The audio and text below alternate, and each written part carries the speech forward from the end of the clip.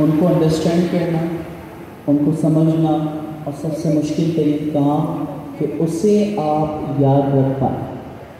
तो याद रखना तो बहुत ही मुश्किल तरीन काम है। आप उस चीज़ के एक्सपर्ट कहलाते हैं अगर आपको उस यानी सॉफ्टवेयर की एक एक चीज़ के बारे में पता हो, डीप नॉलेज हो।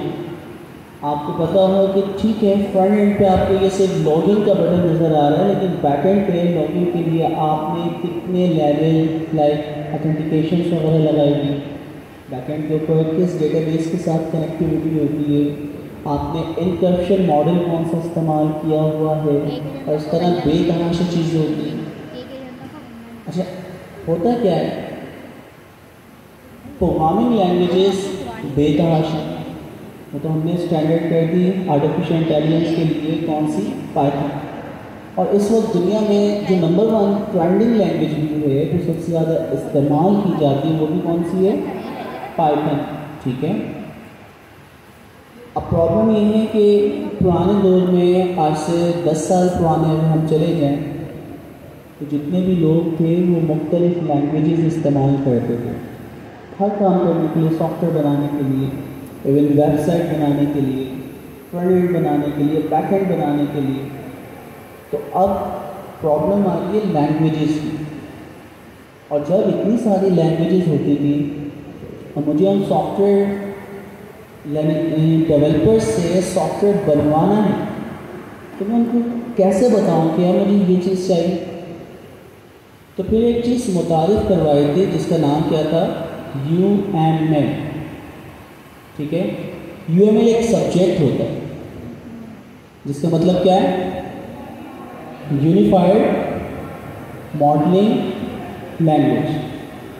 अच्छा, अब इससे फ़ायदा क्या होता है, हम एक जनरल पर्पस का मतलब क्या है कि आपका वो बंदा भी जो कि प्रोग्रामर नहीं है, कोडिंग से जिसका ताल्लुक नहीं है, प्रोडक्ट मैनेजर से होता है।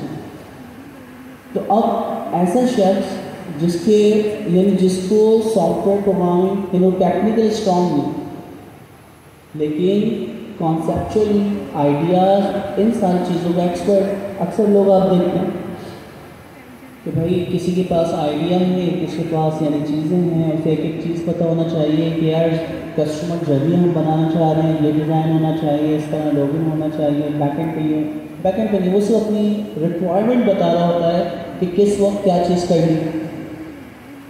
मैं अगर आपको कहते हैं यार एक हम ना स्टार्टअप बनाते हैं, उस स्टार्टअप का काम क्या होगा कि जितने भी लोग प्लम्बर हैं और इस तरह के लोग हैं उनको इंटरनेट के ऊपर रजिस्टर करवाया जाए, और जिस शख्स को भी चाहिए वो ऑनलाइन जाके सर्च करे और हमारी वेबसाइट से अटेंडेड जो भी स्किल्सफुल पर्सन है उसको हम सेंड कर दें। अब इससे दोनों के फ़ायदे, उनको ढूंढना नहीं पड़ा और जिनको जॉब की ज़रूरत है वो जॉब आसानी से कर सकते हैं। बेतहाशा इस तरह के स्टार्टअप मौजूद है, ठीक है, health.com और इस तरह करके। अब सवाल ये है कि जिसके माइंड में ये आइडिया आया है उसे प्रोग्रामिंग नहीं आता, लेकिन आइडियाज़ बहुत अच्छे अच्छे, उसे पता है कि पहली स्क्रीन में मुझे ये डेटा कलेक्ट करना चाहिए, जब कोई यूज़र सर्च करेगा तो उसको क्या चीज़ें नीचे गूगल मैप दिखाना चाहिए, उसके नियरेस्ट 5 किलोमीटर के अंदर अंदर जो भी प्लम्बर्स हैं उनको सबसे पहले हाईलाइट किया जाए, और इस तरह के बेतहाशा फीचर्स। अच्छा, अब वो शख्स जिसे टेक्निकल कुछ वर्क फ्लो कहते हैं, मुख्तलिफ नाम। अब ये मुख्तलिफ नाम क्या है, इनसे फ़ायदा ये है कि हम एक पूरी सॉफ्टवेयर की जर्नी को एक स्ट्रक्चर वे में लोगों को शो करवा सकते हैं। अब इससे हमें क्या फ़ायदा होता है, तो इससे बेतहाशा हमें फ़ायदे हैं, क्या हमेशा जानते हैं, ओके। तो इससे हमें बेतहाशा फ़ायदे हैं कि नॉन टेक्निकल पर्सन जो है उसको समझा सकते हैं, सबसे बड़ा फ़ायदा। अच्छा, अब वो लोग जो कि मुख्तलिफ प्रोग्रामिंग लैंग्वेजेस करते हैं, अब किसी जावा के एक्सपर्ट के साथ बैठ के मैं उसको बताऊँ कि क्लास होता है, क्लास मैथड होता है, एट्रीब्यूट्स होते हैं, ये कनेक्टिविटी कर दो, ये काम कर दो, ठीक है। अगर आप टेक्निकली स्ट्रॉन्ग हो तो जो जावा प्रोग्रामिंग लैंग्वेज जानता है उससे आप बात कर सकते हैं।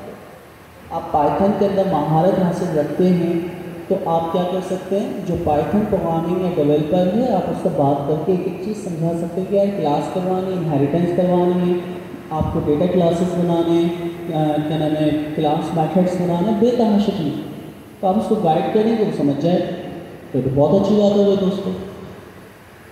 अब प्रॉब्लम ये है कि अगर आप नॉन टेक्निकल को दें तो सामने वाले जो सॉफ्टवेयर का एक्सपर्ट है उसको आप कैसे बताओगे?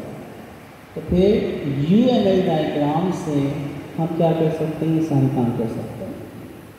तो पहले के दौर में, आज से अगर मैं 10 साल पहले चले जाऊँ, तो सॉफ्टवेयर इंडस्ट्री के अंदर सबसे पहले जो एंटरप्राइज लेवल के ऊपर काम होता था, तो हम डेवलपर को काम देने से पहले UML डायग्राम बना के उसे दिया करते थे। इसका सबसे बड़ा फ़ायदा कि हमारा डेवलपर किसी भी प्रोग्रामिंग लैंग्वेज का हो, वो UML डायग्राम देख के उस सॉफ्टवेयर को डिज़ाइन कर सकता है। तो UML एक स्टैंडर्ड बन गया। अभी भी मुख्तलिफ यूनिवर्सिटीज़ में ग्रेजुएशन के अंदर ये कोर्स पढ़ाया जाता है।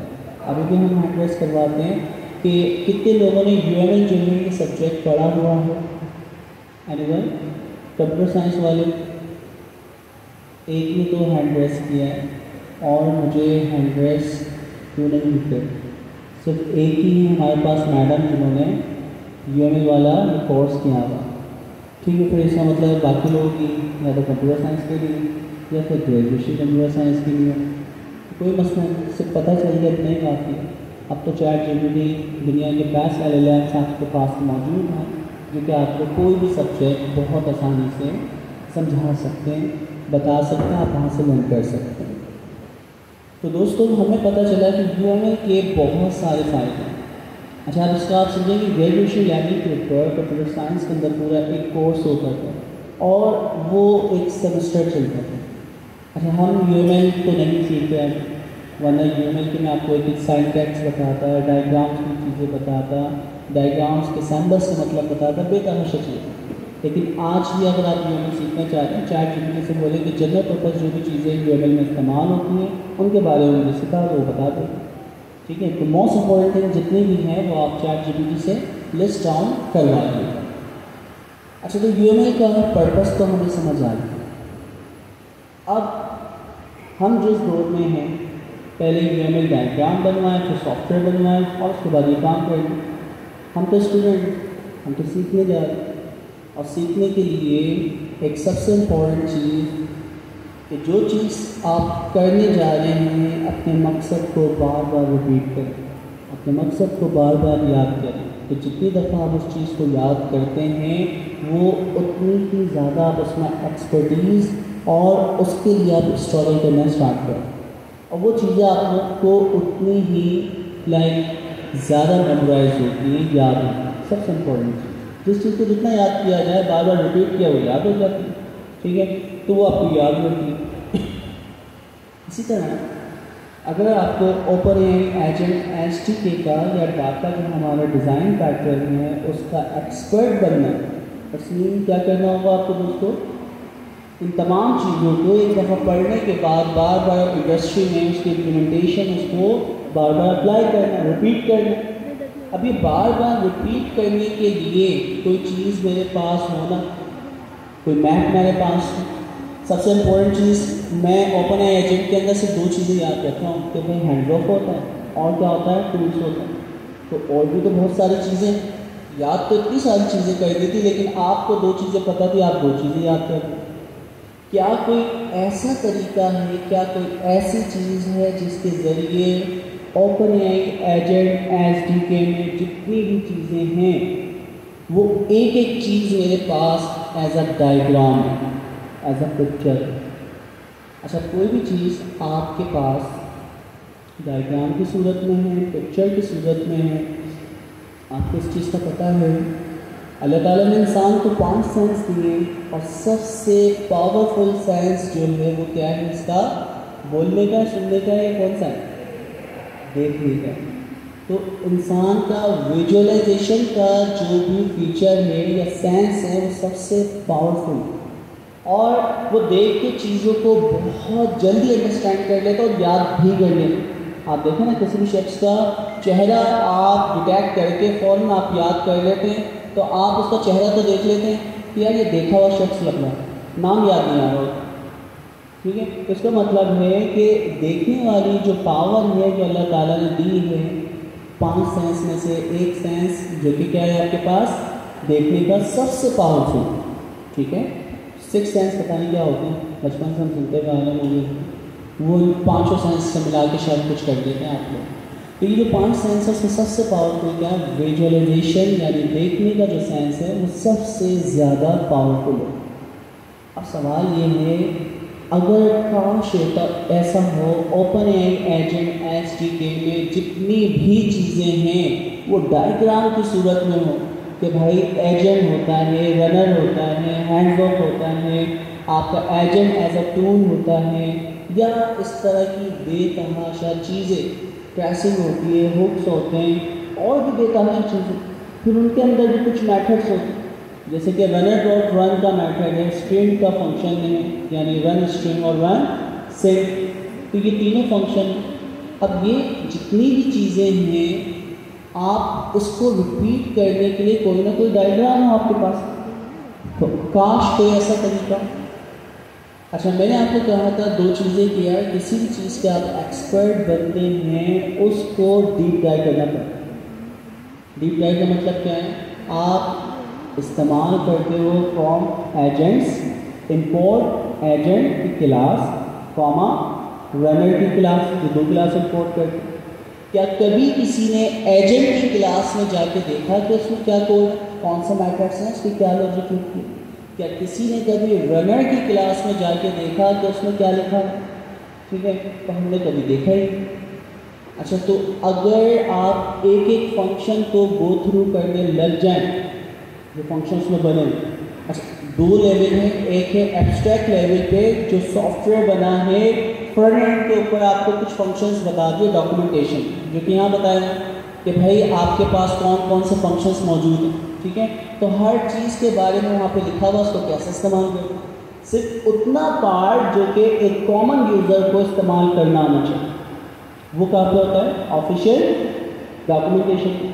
आप कोई भी जैसे facebook.com पे उसमें बता दें भाई लॉगिन का सिस्टम, यूज़र नेम और पासवर्ड डालना, ये ऑफिशियल डॉक्यूमेंटेशन है। अब किसी को भी फेसबुक का लॉगिन का सिस्टम इस्तेमाल करना है, उसको सिर्फ ये 2 चीज़ें पता होंगी, क्या डालना है आपको, यूज़र नेम और पासवर्ड। लेकिन यूज़र नेम पासवर्ड के टेक्स्ट बॉक्स में क्या यानी वैल्यू जाती है, उनके फील्ड का नाम क्या है, उसका फॉर्म कौन सा लगा है, वो कौन सा बैकएंड आपके सर्वर के ऊपर यानी हिट होता है, पॉस मेथड इस्तेमाल हो रहा है, गेट मेथड इस्तेमाल हो रहा है, इतनी टेक्निकल नॉलेज है। अब ये सारी नॉलेज अगर जो एक कॉमन यूज़र है जो हमारे सॉफ्टवेयर को इस्तेमाल कर रहा है उसको बताएं तो भाग जाए। लेकिन वो शख्स जो कि फेसबुक बना रहा है या फेसबुक टाइप कोई चीज़ बनाना चाह रहा है, ओपन सोर्स अगर होता तो वो फेसबुक के अंदर आके कोई एक नया फीचर ऐड करना चाह रहा है, साइन अप का, तो वो शख्स के पास अगर बैकएंड की नॉलेज होगी, किस तरह फॉर्म सबमिट होता है, कौन सा मेथड इस्तेमाल होता है, क्या तरीका इस्तेमाल होता है, तो ही वो कंट्रीब्यूट कर पाएगा। अच्छा, तो अब हम एब्स्ट्रैक्ट लेवल की इंफॉर्मेशन जो है वो डॉक्यूमेंटेशन की सीखते हैं।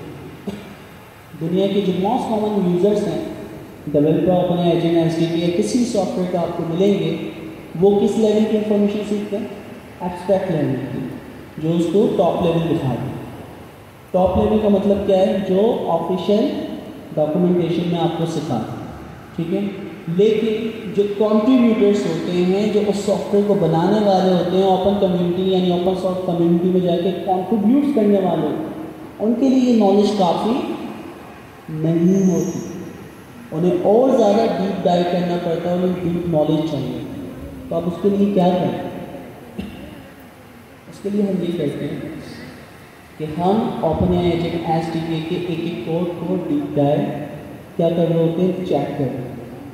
अब हम चेक करते हैं, फॉर एग्जाम्पल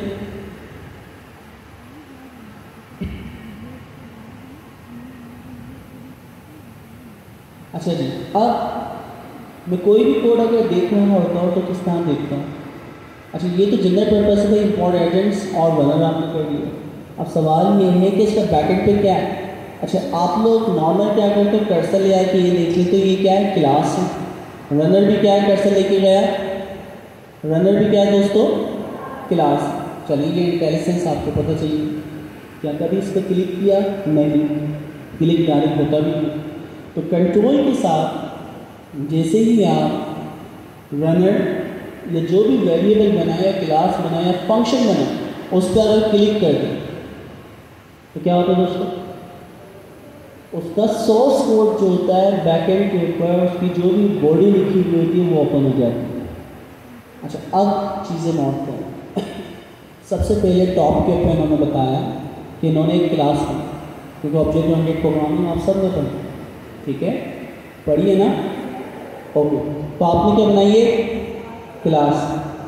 अच्छा, आपने ये चीज़ देखी, क्लास के एंड में हम रॉन्ग ब्रैकेट भी लगाते हैं और ना भी लिखा है तो दोनों सपोर्टेड, ठीक है। 2.7 जो हमारे पास पुराना वाला था उसमें इस तरह करते हैं, और 3 पॉइंट्स जो भी आपके पास पाइथन आया था 3.6 या 7, उसके अंदर क्या करते हैं? रॉन्ग ब्रैकेट हम लगाते हैं, लेकिन दोनों सपोर्टेड हैं। तो इन्होंने पुराने तरीके से क्या की, क्लास डिफाइन की। अच्छा, फिर उसके बाद ट्रिपल को, अच्छा बिल्कुल टॉप से अगर हम आएँ तो यहाँ पे सबसे पहले तो चीज़ें इंपोर्ट की हुई हैं इन्होंने, देखें। इससे ये फ़ायदा होता है, पुराने फीचर्स के भी कोड होते हैं ना वो सपोर्टेड आपको बता देगा, ठीक है। तो पहले वाले आपकी चीज़ इंपोर्ट हुई हुई है। एसिंक्रोनस हमें पता, तो एसिंक्रोनस फंक्शंस बनाने के लिए एसिंक IOT हमारे पास होता है। किसी भी चीज़ को कॉपी करने के लिए डीप कॉपी, शैलो कॉपी, शायद उसके बारे में नहीं पढ़ रहे, लेकिन कॉपी से रेलेवेंट जितनी भी आपके फीचर्स हैं वो कॉपी की लाइब्रेरी में होंगी एक नहीं। डेटा क्लासेस तो हमने देखी, ठीक है, लास्ट क्लास में भी डिस्कस किया था। तो डेटा क्लास हमारे पास अब नया तरीका है एक क्लास बनाने का। तो हम पहले क्लास बनाते थे, उसमें कंस्ट्रक्टर बनाते थे, उसमें एट्रीब्यूट्स बनाते थे, तो बड़ी मेहनत से कंस्ट्रक्टर के अंदर आप एट्रीब्यूट्स बनाया करते थे। डेटा क्लास से ये फ़ायदा है, जो स्टैंडर्ड तरीका भी इस्तेमाल हो रहा है, कि हम किसी भी क्लास के ऊपर डेटा क्लास का डेकोरेटर लगाते हैं। तो उससे क्या होता है दोस्तों? उससे आपका वो बैकएंड के ऊपर कंस्ट्रक्टर भी खुद बिल्ड कर देता है, और नॉर्मल पाइडेंटिक की तरह आप जो वेरिएबल्स बनाएंगे वो खुद ब खुद क्या बन जाएंगे? आपके एट्रीब्यूट। और भी बहुत सारे फायदे। आपके 10 फंक्शंस हैं जो हमें इंडिविजुअल बनाना पड़ते थे, वो इस डेटा क्लास के डेकोरेटर लगाने से खुद ब खुद बन जाते हैं। अच्छा, तो इसको आप देखिएगा, ये डेटा क्लास क्या काम करती है। हमने आई थिंक प्रीवियस क्लासेस में भी डिस्कस किया है, लास्ट 2 या 3 ऑनलाइन क्लासों में बहुत डिस्कस किया है। तो ओपनएआई यूनिवर्सिटी की प्ले लिस्ट की जो पहली क्लास है उसके अंदर डेटा क्लास को हमने बहुत डिटेल से डिस्कस किया है, तो कभी भी दिल चाहे वहाँ जाके देख लें। इस तरह उसके फील्ड, उसके डेटा टाइप्स वगैरह बताने के लिए फील्ड का फंक्शंस हमारे पास मौजूद या डेकोरेटर भी हम उसको कह सकते हैं। अच्छा, जब बस कोड हो रही है और आगे हम चलते हैं। टाइपिंग तो आपको पता है ना, टाइपिंग के लिए तो कोई भी एनी टाइप और उसकी कास्ट करने के लिए। अच्छा, अब मैं इसको ना बहुत डिटेल से इंपोर्ट वाला पार्ट को आसान। फिर उन्होंने क्या किया हुआ है, करंट पोजीशन के ऊपर _run इम्प्लीमेंट की एक फाइल बनाई, और उससे इसने क्या किए, ये क्लासेस क्या किए दोस्तों, ये क्लासेस इंपोर्ट की। देखिए इसके ऊपर मैं लेके जाऊँ तो ये क्या है, ये क्या है, फाइल। तो इस फाइल से उन्होंने क्या क्या इंपोर्ट किए, क्लास नंबर 1।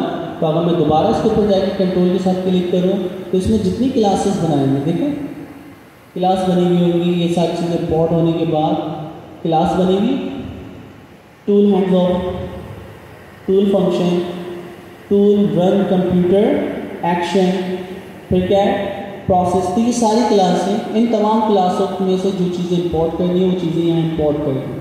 अच्छा, ये सारी चीज़ें इंपोर्ट हो रही हैं, हमने सारी चीज़ें इंपोर्ट के बाद जब आप डिटेल से देखिए, हम सिर्फ एक चीज़ के ऊपर फोकस करना चाह रहे हैं, रनर की क्लास। तो हम आ जाते हैं यहाँ पे।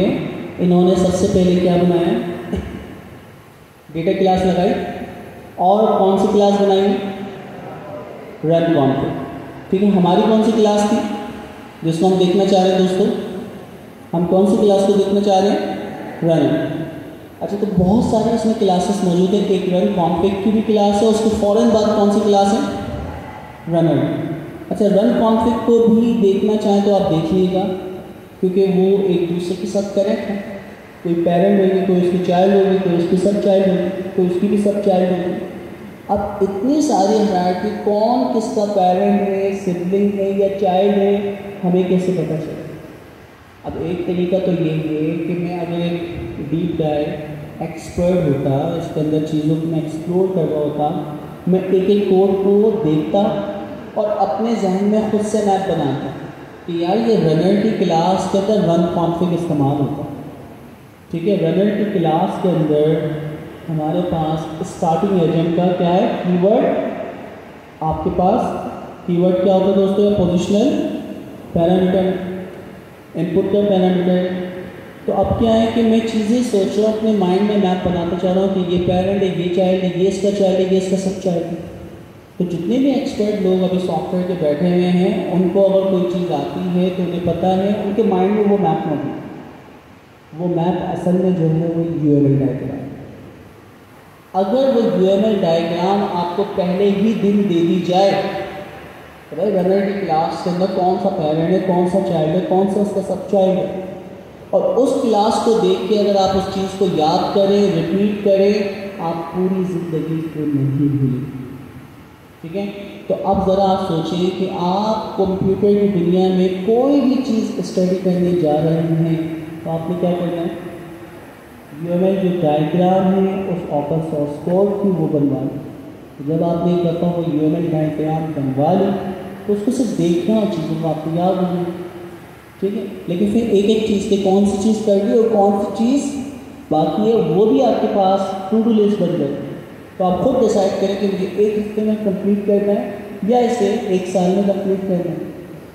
तो अब क्योंकि हमें सर्जिया का एग्ज़ाम देना है और आपके पास सर्जिया जो बनाते हैं ना एग्ज़ाम, वो बहुत डीप डाइव बनाते हैं। अभी तक आप में से किसी ने भी सर्जिया का एग्ज़ाम दिया? कितने लोगों ने बायदा में दिया है सर्जिया का कोई भी एग्ज़ाम? ठीक है, 2 से 3 लोगों ने हैंड रेस किया है। तो इनसे ज़रा पूछिएगा, जब आपने एग्ज़ाम दिया है तो दिखने में तो 45 क्वेश्चन होते हैं, लेकिन 45 क्वेश्चन प्रैक्टिकली आप पढ़ के नहीं गए तो आप 2 सवाल के अंदर पूरे 45 मिनट गुजार दें। इस तरह नेस्टेड कंडीशंस होती हैं, loop with in a loop. उसके सवाल कहते हैं, ये सवाल पूछने के 4 इसके ऑप्शन, उन ऑप्शंस की पोजीशन पे आप 10 लोगों के पास 7 क्वेश्चन आ रहे, who is the founder of Pakistan, Pakistan बनाने वाले का नाम, मीन्स लिखने का तरीका चेंज होगा, सवाल जहन होगा। फिर कायदे आज़म मोहम्मद अली जिना या जिना, या फिर इस तरह कुछ और भी हो सकता है। ठीक है, मोहम्मद अली। तो अब क्या है, दिखने में तो सब एक जैसे लगे, लेकिन कंप्लीट नाम आपको पता है कायदे आज़म मोहम्मद अली जिना। तो जो सबसे बेस्ट होगा वो आप सिलेक्ट करेंगे। तो इस तरह करके इतना घुमाने वाला होता है। अब सवाल ये है कि आप वो एग्ज़ाम इन 2 या 3 वीक्स में देने वाले हैं, उसके लिए मेहनत तो करना होगी। मेहनत करने के लिए कोई रोड मैप होना चाहिए कि क्या कर लिया, क्या चीज़ें बाकी, क्या चीज़ें आपको आती है, उसकी चेक लिस्ट आपके पास होना चाहिए। तो वो चेक लिस्ट अगर हमारे पास UML की सूरत में आ जाए, तो मैंने लास्ट क्या नाम है ऑनलाइन क्लास में आपको कुछ प्रिंट निकालने को कहा। क्या निकालने को कहा था दोस्तों? प्रिंट निकाल के लाएँ कोई? मैं जस्ट देखना चाह रहा हूँ, कोई भी प्रिंट नहीं निकाल के लाया। ठीक है, कोई मसला नहीं, सुनते सब में लेकिन अमल शायद कोई एक कर ले। तो मैं देखना चाह रहा हूँ कि अमल करने वाले कितने लोग हैं। अच्छा दोस्तों, तो अब क्या है, रनर की क्लास है। ठीक है, कि पता चल गया है कि हमारे पास क्या होती है कोड के अंदर, रनर की क्लास। अच्छा, हमारे पास जो रनर की क्लास होती है उसके अंदर 3 फंक्शन है ना दोस्तों, कौन कौन से? पहला फंक्शन रन सिंक और दूसरा फंक्शन, ये 3 फंक्शन है मोस्ट कॉमन जो आप लोग इस्तेमाल करते हैं। ऐसे ही इसके अलावा पता ही नहीं आपको फंक्शन। इसके अलावा जो फंक्शंस बनाए हुए हैं जैसे कि अंडरस्कोर करके, ये क्या होते हैं? Private function. ठीक है, तो अब ये private function with in a class accessible होते हैं। अच्छा, फिर उसको आप डिटेल में देखिएगा प्राइवेट और प्रोटेक्टेड में क्या फ़र्क है। तो हमारे पास क्या है, आपके पास प्राइवेट क्या बनेंगे, मैट्रिक्स बनेंगे। तो अब जो भी आपके मैथड्स हैं ये क्लास के अंदर तो काम करेंगे, लेकिन क्लास के बाहर ऑब्जेक्ट पे या क्लास का नाम डॉट ला के बाहर कॉल करेंगे तो वो कॉल नहीं होंगे। तो हमारे पास और भी फंक्शन है। ठीक है, फंक्शन नंबर 1, फंक्शन नंबर 2 देखें, रन इनपुट गार्डियल्स विद क्यू। तो आपको पता है ना गार्डियल्स क्या थे, लास्ट क्लास में हमने पढ़ा था। तो गार्डियल्स के एक से ज़्यादा फंक्शंस हो सकते हैं, जैसे कि हमने क्लास की लाइक भैया क्या नाम है ऑडिटोरियम की एग्जाम्पल्स ली थी। फिर इसी तरह इसको मैं इस फंक्शन के अंदर हम देखते हैं रन सिंगल टर्न स्ट्रिंग, और इसी तरह हमारे पास बेतहाशा क्या है, देखिए टॉप लेवल चीज़ें हरारकी बनती जा रही है मेरे पास। अब इन सबको अगर मैं करूँ बेतहाशा चीज़ें ना, देखिए कितनी सारी मेथड्स हैं।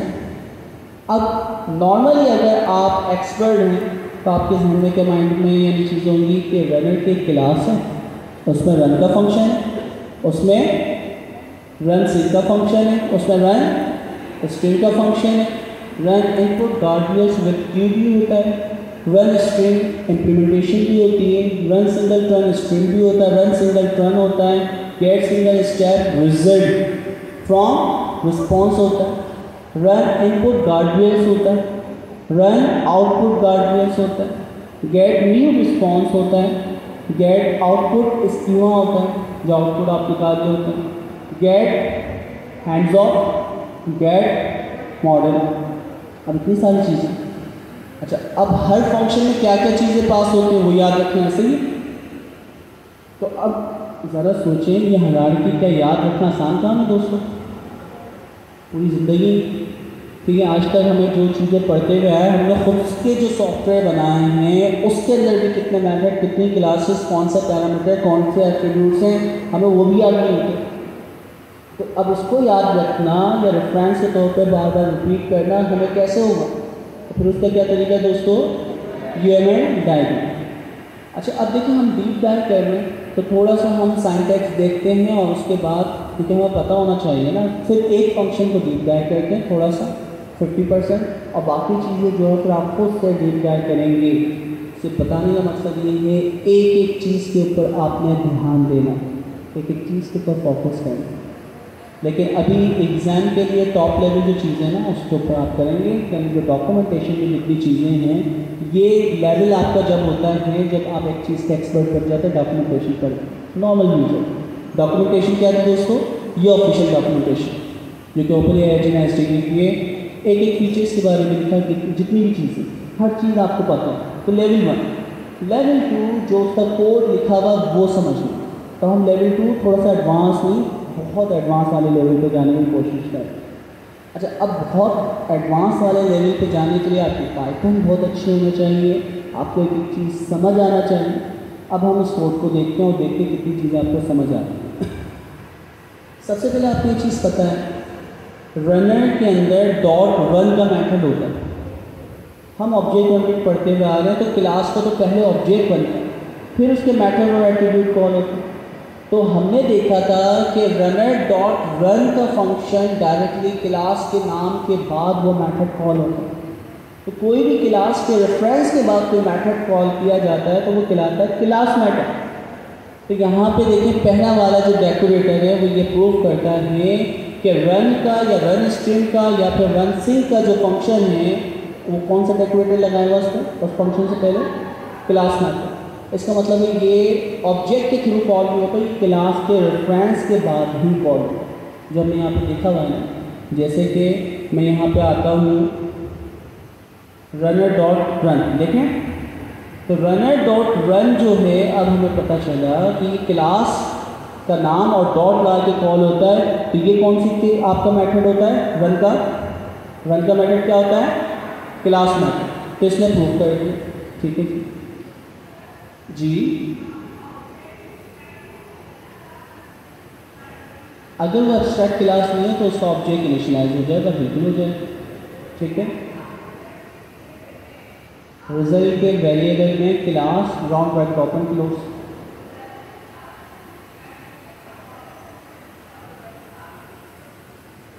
क्लास मेथड क्लास के थ्रू कॉल होता है, इसके लिए डेकोरेटर लगाया है, क्लास का रूल क्लास मेथड, ठीक है। और जो ऑब्जेक्ट बना के कॉल होगा वो नॉर्मल मेथड कहलाता है, ठीक है। तो क्लास वेरिएबल अगर कॉल करने की कोशिश करेंगे तो वो एरर जनरेट करेगा। एक्सपेरिमेंट करके देखिएगा, आपको पता चल जाएगा। ऑब्जेक्ट बना के फंक्शन को कॉल करेंगे क्योंकि इसका डेकोरेटर लगा है, ये क्लास मेथड है, तो वो एरर जनरेट करेगा कि क्लास मेथड ऑब्जेक्ट के थ्रू कॉल नहीं होता है। करके देखिएगा, एक्सपेरिमेंट साइंस से पता चलेगी। तो क्लास मेथड जो है वो क्लास के रेफरेंस के साथ कॉल होता है, ना कि ऑब्जेक्ट के साथ। ठीक है, तो ये उन्होंने रूल हमें बता दिया। अच्छा, अब देखा जाए तो यहाँ पे तो रिजल्ट का ऑब्जेक्ट बन रहा है रनर डॉट रन के साथ, लेकिन रनर डॉट रन की क्लास का ऑब्जेक्ट नहीं बनाया है। इन्होंने रन के ज़रिए उसका कौन सा मेथड कॉल किया है, क्लास मेथड, और उसके ज़रिए जो रिजल्ट आएगा वो जो चीज़ है उसका ऑब्जेक्ट के बने। ठीक है, क्यों? क्योंकि अगर इसको देखा जाए, ये रन का फंक्शन जो हमें रिटर्न करता है उस क्लास का नाम क्या है? तो इसका मतलब है, मैं अगर आपसे सवाल करूं कि रिजल्ट कौन सी क्लास का ऑब्जेक्ट होगा, पहला सवाल, तो आपको ये चीज़ पता है कि हमारे पास, क्योंकि उस क्लास की या उस फंक्शन की डेटा टाइप रिटर्न टाइप क्या है, रिजल्ट, रन रिजल्ट। ठीक है, तो हो सकता है सर जैसी तरह का सवाल करें, बिल्कुल जनरल सवाल कि भाई आपके पास रनर डॉट रन के मेथड को जब कॉल करते हैं तो हमारे पास जो ऑब्जेक्ट रिटर्न होता है वो कौन सी क्लास का होता है, या जो भी हमारे पास क्लास रिटर्न होती है वो कौन सी क्लास होती है। ठीक है, तो कितना यानी सिंपल सी चीज़ है कि रन रिजल्ट, लेकिन कभी आपने एक्सप्लोर ही नहीं किया तो आप कैसे जवाब देंगे? आप तो परेशान हो जाएंगे, क्या ये तो फंक्शन है, फंक्शन का रिजल्ट तो बस रिजल्ट होता है। ठीक है, तो अब ये कौन सा हो सकता है, फिर आप लोग तुक्का ही लगाएंगे। लेकिन जब आप टेक्निकल इस तरह एक्सप्लोर करेंगे तो एक एक चीज़ का करेंगे। ठीक है, 100% आप बता सकते हो कि ये चीज़ है। जब इसमें मैं एक बात करना चाहूँगा कि मुझे बात है कि फ़र्क क्या है, लाइक हम क्यों क्लास यूज़ कर रहे हैं। वैसे भी तो हम क्लास मेथड के अलावा भी जो नॉर्मल क्लास होती है उसके मेथड्स होते हैं, उस तरीके से बनाने में और इस तरीके से बनाने में लाइक क्यों बनाया गया, तो वजह तो होगी ना, अब उसकी बगैर वजह भी तो नहीं होगा। तो किसी को आइडिया है कि क्लास मेथड क्यों बनाया जाता है, ऑब्जेक्ट के थ्रू हम क्यों नहीं कॉल कर रहे? देखिए, जब आप किसी क्लास का ऑब्जेक्ट बनाते हैं तो बेसिकली उसका टेक्निकल नाम है कि हम उसका इंस्टेंस क्रिएट करते हैं। तो जब किसी क्लास का ऑब्जेक्ट बनता है या इंस्टेंस क्रिएट होता है तो उसकी अपनी एक सेपरेट मेमोरी होती है। तो अब उसके अंदर आपके पास जितने वेरिएबल्स हैं या जितने मेथड्स हैं वो with in that context, with in that आपके पास जो इंस्टेंस बना हुआ है, ऑब्जेक्ट बना हुआ है, उसके अंदर उसके अपने होते हैं। अब उसका अगर एक और इंस्टेंस बनेगा तो उसकी अपनी एक अलग मेमोरी लोकेशन होगी, उसके वेरिएबल्स अपने अलग होंगे। तो क्या होगा कि वो आपस में मेमोरी शेयर नहीं कर रहे होंगे। अगर आपने लेट्स से क्लास ए थी, उसका आपने इंस्टेंस बना लिया, लेट्स से एक्स बना दिया, और उसी क्लास ए का इंस्टेंस आपने वाई बना लिया, तो अब एक्स की मेमोरी लोकेशन अलग है, उसके स्कोप अलग है, उसकी वेरिएबल्स की वैल्यूज़ अलग है। उसके अंदर लेट्स से वेरिएबल ए है, उसकी वैल्यू 1 है। दूसरा आपने जो इसका इंस्टेंस बनाया वाई बना लिया, उसके अंदर ए की वैल्यू जो है वो 5 है, तो वहाँ ए की वैल्यू 1 है या ए की वैल्यू 5 है। लेकिन जब आप क्लास मेथड बनाते हैं तो अब ये ग्लोबल लेवल पे बन गया। तो अब आप जब भी उस मेथड को कॉल करेंगे तो आपको वही मेमोरी लोकेशन मिलेगी, आपको वही सेम वेरिएबल मिलेंगे। तो जब आपको शेयर्ड मेमोरी चाहिए होती है, जब आपको अक्रॉस द क्लास आपको सेम वेरिएबल चाहिए, सेम मेमोरी लोकेशन चाहिए, ग्लोबल लेवल पे चाहिए, तो हम क्या यूज़ कर रहे थे, क्लास मेथड यूज़ कर रहे थे। लेकिन जब हम क्या चाह रहे थे कि उसका एक अलग से इंस्टेंस बन जाए, उसकी एक अलग से कॉपी बन जाए, और वो कॉपी अपने अंदर एक अलग से बिल्कुल यूनिफाइड चीज़ हो, अलग से बिल्कुल सेपरेट हो, जिसका दूसरे ऑब्जेक्ट के साथ अलग ना हो। एक ही क्लास के 4 ऑब्जेक्ट ना है, अब वो 4 ऑब्जेक्ट बिहेव कर रहे हैं 4 डिफरेंट तरीक़ों से, तो हर एक की अपनी अपनी एक सेपरेट मेमोरी लोकेशन है और वो अपनी सेपरेट तरीके से चल रहा है। ठीक है, जैसे फॉर एग्जाम्पल एम्प्लॉय की क्लास है, एम्प्लॉय की क्लास में एक एम्प्लॉय है शहजाद, एम्प्लॉय की क्लास में एक है कासिम। ठीक है, तो शहजाद अब दोनों बेसिकली किससे बिलोंग कर रहे हैं, एम्प्लॉय की क्लास से कर रहे हैं, लेकिन शहजाद का नेम अलग है और कासिम का अलग नेम अलग है। तो क्या हुआ, क्लास एम्प्लॉय की थी, उनमें से एक इंस्टेंस बन गया शहजाद, एक इंस्टेंस बन गया कासिम। तो अब दोनों की जो चीज़ें हैं वो डिफरेंट हैं। लेकिन इसी तरह लेट्स से हम बात करते हैं क्लास PIAC है, तो अब PIAC से मैं भी बिलोंग कर रहा हूँ, कासिम साहब भी बिलोंग कर रहे हैं। ठीक है, तो अब क्या है कि मेरे लिए और कासिम सर के लिए PIAC की जो वेरिएबल्स हैं वो क्या है, सेम है। उसका फाउंडर क्या है, मेरे लिए भी फाउंडर जो है वो ज़िया साहब है और कासिम सर के लिए भी जो फाउंडर है वो भी ज़िया साहब है। ठीक है, तो अब उसमें बेसिकली क्या हो रहा है कि क्लास का हम क्या ले रहे हैं कि उसका जो मेथड है, जो उसका मेथड कर रहे हैं वो बेसिकली क्लास मेथड है। तो अब क्या है, उसको हम ग्लोबली यूज़ कर पाएँ। ठीक है, अच्छा इसको देखिए जनरल कर देते हैं। इस क्लास में हम बैठे हैं, क्लास में ऐसी जो भी चीज़ें हैं जो जनरल पर्पज़ है, हम सब के लिए उसको हम देख भी सकते हैं, सुन भी कर सकते हैं, इस्तेमाल भी कर सकते हैं। जैसे कि प्रोजेक्टर की स्क्रीन, ये क्लास का क्या है, इसको मेथड या एट्रीब्यूट कह लें, एक फंक्शन ही कॉल हो रहा है ना कि स्क्रीन चल रही है तो वो आपको कुछ विजुअलाइज करवा रही है। तो क्लास मेथड क्या है कि जब इस मेथड को मैं कॉल कर रहा हूँ, आप सब उस स्क्रीन के ज़रिए जो आउटपुट आएगा आप सब उसको इस्तेमाल कर सकते हैं। ठीक है, माइंड से मैं जो भी यानी इनपुट दे रहे हैं, पूरा फंक्शन है, स्पीकर के ज़रिए आपको वॉइस आ रही है, तो वो क्या है, क्लास क्या है, आपको अगर बोलना हो आप यहाँ पे आके इस फंक्शन को इस्तेमाल कर सकते हैं ना, माइक के ज़रिए बोल सकते हैं। तो ऐसी जितनी भी चीज़ें, क्लास का स्टार्ट होना, क्लास का एंड होना, तो इवेंट होते हैं स्टार्ट टाइम और एंड टाइम या स्टार्ट एंड एंड क्लास, तो ऐसी जो भी चीज़ें जनरल पर्पस हो वो क्लास है। अच्छा, अब ऐसी लाइक पर्सनल चीज़ें जो कि इंडिविजुअल यहाँ पर जितने भी ऑब्जेक्ट हैं वो इस्तेमाल कर सकते हैं, आपकी स्क्रीन, आपका मोबाइल, ठीक है, और आपके अपने मैथड, तो वो आपके क्या होंगे, ऑब्जेक्ट या इंस्टेंस हैं। खैर जब हमने ऑब्जेक्ट मेथड पढ़ी थी उस वक्त बहुत डिटेल में भी डिस्कस किया था, और फर्दर आप इसको जितना डीप डाइव करेंगे उतना आप इसको सीखते जाएंगे। तो दोस्तों हमें पता चला कि हमारे पास कौन सा फंक्शन होता है, ये रनर का मेथड होता है। ठीक है, हमें पता चल गया कि भाई रन का जो मेथड है वो कौन सा मेथड है, क्लास मेथड। ये प्रूफ भी हो गया भाई, क्लास मेथड का एट्रीब्यूट लगा हुआ है, जो हमें पाइथन आती है, तो ये 100% श्योर हो गया कि हाँ भाई ये क्लास मेथड। फिर दूसरी चीज़, सबसे पहले फंक्शन आपने बनाया हुआ है ना, तो फंक्शन से पहले कौन क्या लगाया हुआ है, ऐसे। तो हमने डॉक्यूमेंटेशन में पढ़ा था रन का फंक्शन जो होता है वो एसिंक होता है। सिंक के लिए कौन सा फंक्शन है दोस्तों, सिंक के लिए कौन सा है, रन सिंक, ठीक है, ये रहा। तो यहाँ पे इस फंक्शन के अंदर df से पहले कुछ लगा। अच्छा, स्ट्रिंग का फंक्शन भी क्या होता है, स्ट्रिंग का फंक्शन वो स्ट्रिंग में रिटर्न करना है ना, उसकी डेटा टाइप स्ट्रिंग है, उससे आपकी क्या हो रही है, चीज़ें आपको रिटर्न हो रही होंगी। ठीक है, तो हमें ये पता चलता जा रहा है कि स्ट्रिंग अपना एक ऑब्जेक्ट है, और वो ऑब्जेक्ट जो रिजल्ट टाइप है वो पूरी स्ट्रिंग आपकी क्या होती है, रिटर्न होती है। अच्छा, अब कहने का मकसद है हमें चीज़ें पता चलती आ रही 100%। तो हमें पता चला कि एसिंक का फंक्शन है हमारे पास कौन सा, रन, रिक्वेस्ट भेज देगा, और जब वो प्रोसेस होगा तो हमारे पास क्या आएगा, आंसर आ जाएगा। क्योंकि हमारे पास स्ट्रिंग वाला रिस्पॉन्स आना, रिक्वेस्ट भेजना, रिस्पॉन्स आना, तो वो क्या चल रहा है, तो स्ट्रिंग चल रही है, तो वो स्ट्रिंग अपनी ही उन्होंने क्या कर दी, एक ऑब्जेक्ट बना दी। ठीक है, तो एसिंक का फंक्शन। दूसरी बात जो डॉक्यूमेंटेशन में हमने पढ़ी थी, प्रूफ हो। अच्छा, तीसरी इंपॉर्टेंट चीज़, आप क्लास के अंदर जो भी मेथड बनाते हैं तो पहला वाला जो पैरामीटर होता है वो हमेशा क्या होता है, पहला पैरामीटर हमेशा क्या होता है, इजाफी।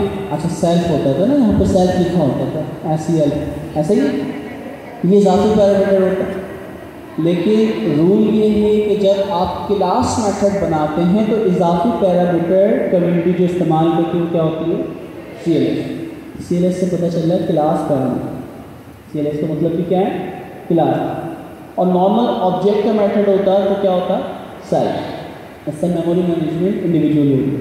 यानी जब मैं रन का फंक्शन कॉल करता हूँ, क्या मैं CLS पास करता हूँ, रन के फंक्शन में कहीं पे मैंने CLS पास किया नहीं, तो ये क्या था, इजाफी पैरामीटर, ये भी प्रूफ हो गया। अच्छा, फिर हमारे पास पहला यानी पैरामीटर जिसका नाम क्या है, स्टार्टिंग एजेंट। तो हमने देखा कि हम स्टार्टिंग एजेंट पास करते थे, याद है। तो ये जो पहला वेरिएबल है ये क्या है, स्टार्टिंग एजेंट। तो स्टार्टिंग एजेंट और उसकी डेटा टाइप क्या होगी, एक एजेंट बनाया होगा। एजेंट के अंदर कॉन्टेक्स्ट भी जा सकते हैं या नोटेशन, तो ये बता रहा है कि एजेंट और उसके अंदर जनरेट कॉन्टेक्स्ट भी पास किया जा सकता है। ठीक है भाई, ये भी हमें प्रूफ हो गया कि पहला पैरामीटर जो हम पास करेंगे वो क्या होगा, स्टार्टिंग एजेंट। फिर दूसरी चीज़, इनपुट क्या होता था, ह्यूमन इनपुट। तो इंसान जो भी सवाल करता था, who is the founder of Pakistani, कोई भी चीज़, तो वो सवाल कहाँ जाता है आपकी, मैं तो खैर कन्वर्जेशन निकाली ताकि उसकी लिस्ट निकल जाए। तो कन्वर्जेशन जो भी आपकी निकली होगी, नॉर्मल तो आप क्या करते थे, टैक्स पास करते थे ना, who is the founder of Pakistan, ऐसे ही। ये देखिए जैसे कि यहाँ पे आपने किया right on Haikyu about detergent in programming, तो आप दूसरा जो पैरामीटर पास करते हैं वो इनपुट, जिसके अंदर दो चीज़ें जा सकती हैं, स्ट्रिंग और दूसरा क्या हो सकता है, लिस्ट। ठीक है, और लिस्ट के अंदर भी डेटा टाइप आपको बता रहा है टी रिस्पॉन्स। तो जनरिक क्लासेस जब आप पढ़ेंगे तो टी रिस्पॉन्स मोस्ट कॉमन, जो कि कॉन्टेक्स्ट लिस्ट की जगह जनरिक कोई भी डेटा टाइप आ सकती है जो कि टी रिस्पॉन्स इनपुट आइटम। तो जो भी आपके आइटम जनरेट होंगे इनपुट के अंदर, जो यूज़र इनपुट देता है उसकी data type T response input item होता है। तो जब हम इसको और डीप डाइव करेंगे बहुत सारी चीज़ें पता चलेंगी।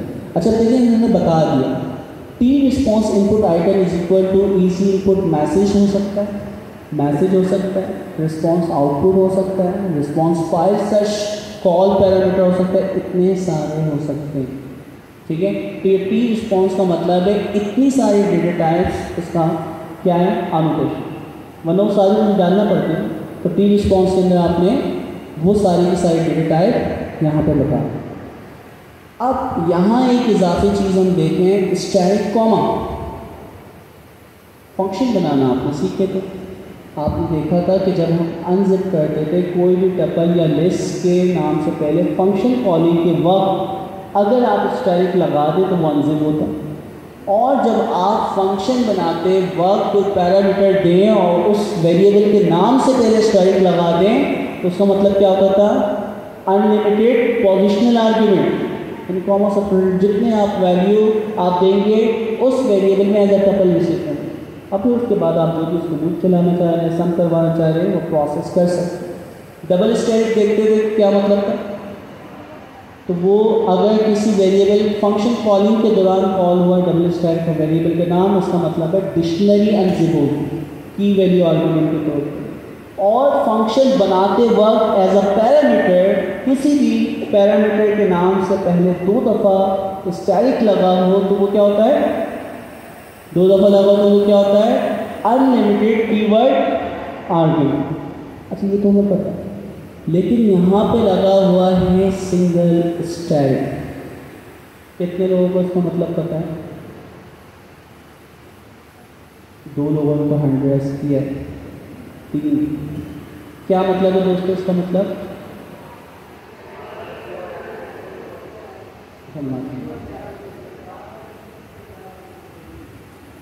अच्छा, अब पाइथन की कुछ कन्वेंशंस हैं जिसके अंदर बहुत सारी चीज़ें हम रिस्ट्रिक्ट कर सकते हैं।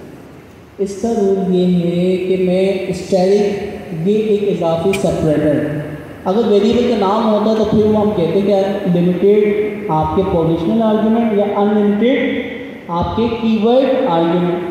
लेकिन इस सूरत में ये सिर्फ स्टैटिक लगा हुआ है और उसके बाद यानी ये 34 पैरामीटर इन्होंने डाला हुआ, क्या स्टैटिक, इसमें तो कोई वेरिएबल नहीं, कुछ नहीं। इस स्टैटिक का मतलब क्या होता है दोस्तों, कर्सर लेके जाते हैं, लेट्स सी कुछ आता है नहीं, कुछ भी नहीं आना। इसका मतलब ये होता है कि इस पॉइंट के बाद जो भी पैरामीटर हम पास करेंगे, जो भी पैरामीटर हम पास करेंगे वो हमेशा कीवर्ड आर्ग्यूमेंट होगा, वो हमेशा कीवर्ड आर्ग्यूमेंट होगा। इसका क्या मतलब है? इसका मतलब ये है कि दोस्तों यहाँ तक अगर मैं इनपुट इज इक्वल टू कर दूँ या फिर यहाँ क्या कर दूँ, स्टार्टिंग एज, दोनों बात सही, लेकिन इसको इस तरह कर दूँ और इसको भी इस तरह कर दूँ तो भी बात सही।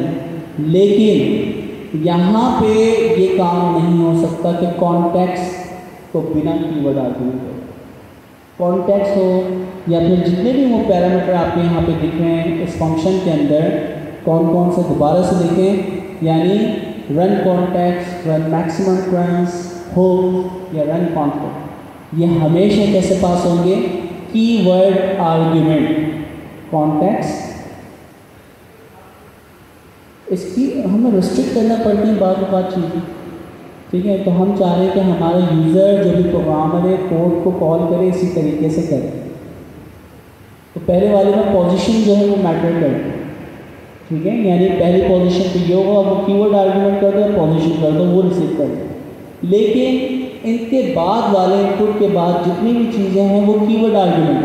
कीवर्ड आर्गुमेंट का मतलब है जैसे यहाँ पे लिखा हुआ है ना आपने कॉन्टेक्स्ट, तो भाई कॉन्टेक्स्ट तो आप पहले लिया, ठीक है।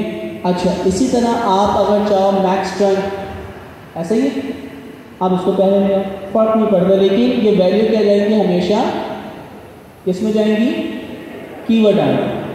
तो कुछ चीज़ें हमें कीवर्ड आर्गुमेंट के साथ चाहिए, लेकिन कीवर्ड आर्गुमेंट का मतलब क्या है कि यार इनमें से हमारा यूज़र कोई भी वैल्यू दे सकता है ना, उसका दिल चाहे।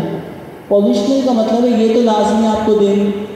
तो अगर देखा जाए स्टार्टिंग और इनपुट रिक्वायर्ड है, लाजमी देना पड़ेगा, जबकि कॉन्टेक्स्ट क्या है by default none. Max turns क्या है बाय डिफॉल्ट कितनी दफ़ा ट्राई करता है, अगर हम देखें 10 दफ़ा, ठीक है। इस तरह आपके पास हुक्स और कॉन्फ्लिक्ट भी क्या है, ऑप्शनल। तो एक चीज़ पता चला, कीवर्ड आर्गुमेंट आपके क्या है, ऑप्शनल है। तो इनमें से कॉन्टेक्स्ट भी दिया जा सकता है खाली, इसमें से रन कॉन्फ्लिक्ट भी खाली दिया जाता है। तो अगर नोट करें, अगर रन कॉन्फ्लिक्ट पोजिशनल बेस पे होता, रन कॉन्फ्लिक्ट क्या होता है दोस्तों, पोजिशनल बेस पे, तो मुझे कॉल करते वक्त जैसे कि 1 2 3 4 5 है ना, 5 के बाद छठे नंबर पर क्या आ रहा है आपका रन कॉन्फ्लिक्ट। तो यहाँ पे जैसे रन कॉन्फ्लिक्ट के अलावा हुक्स के हम एग्जाम्पल ले लेते हैं। तो अगर ये चीज़ें होती तो मैं इन सब के ऊपर बाय डिफॉल्ट मुझे क्या डालना पड़ता, नन। इसमें भी क्या डालना पड़ता, नन। इसलिए तीसरे में भी दूसरे सब में नन डाल के जितने वो पैरामीटर्स हैं, और उसके बाद आखिरी वाला जो है वहाँ पे मुझे कुछ वैल्यू या उसका पैरामीटर पास करना पड़ता। तो उससे क्या चीज़ बेहतर है, कीवर्ड आर्गुमेंट, ताकि आप पोजिशनल चीज़ों को फिर डिफाइन ना करें, जो चीज़ डालनी है वो चीज़ डाल, ठीक है। और उसके आगे जो रिजल्ट आएगा वो आ सकता है। जी बेटा आप कुछ कह रहे हैं, पोजिशनल को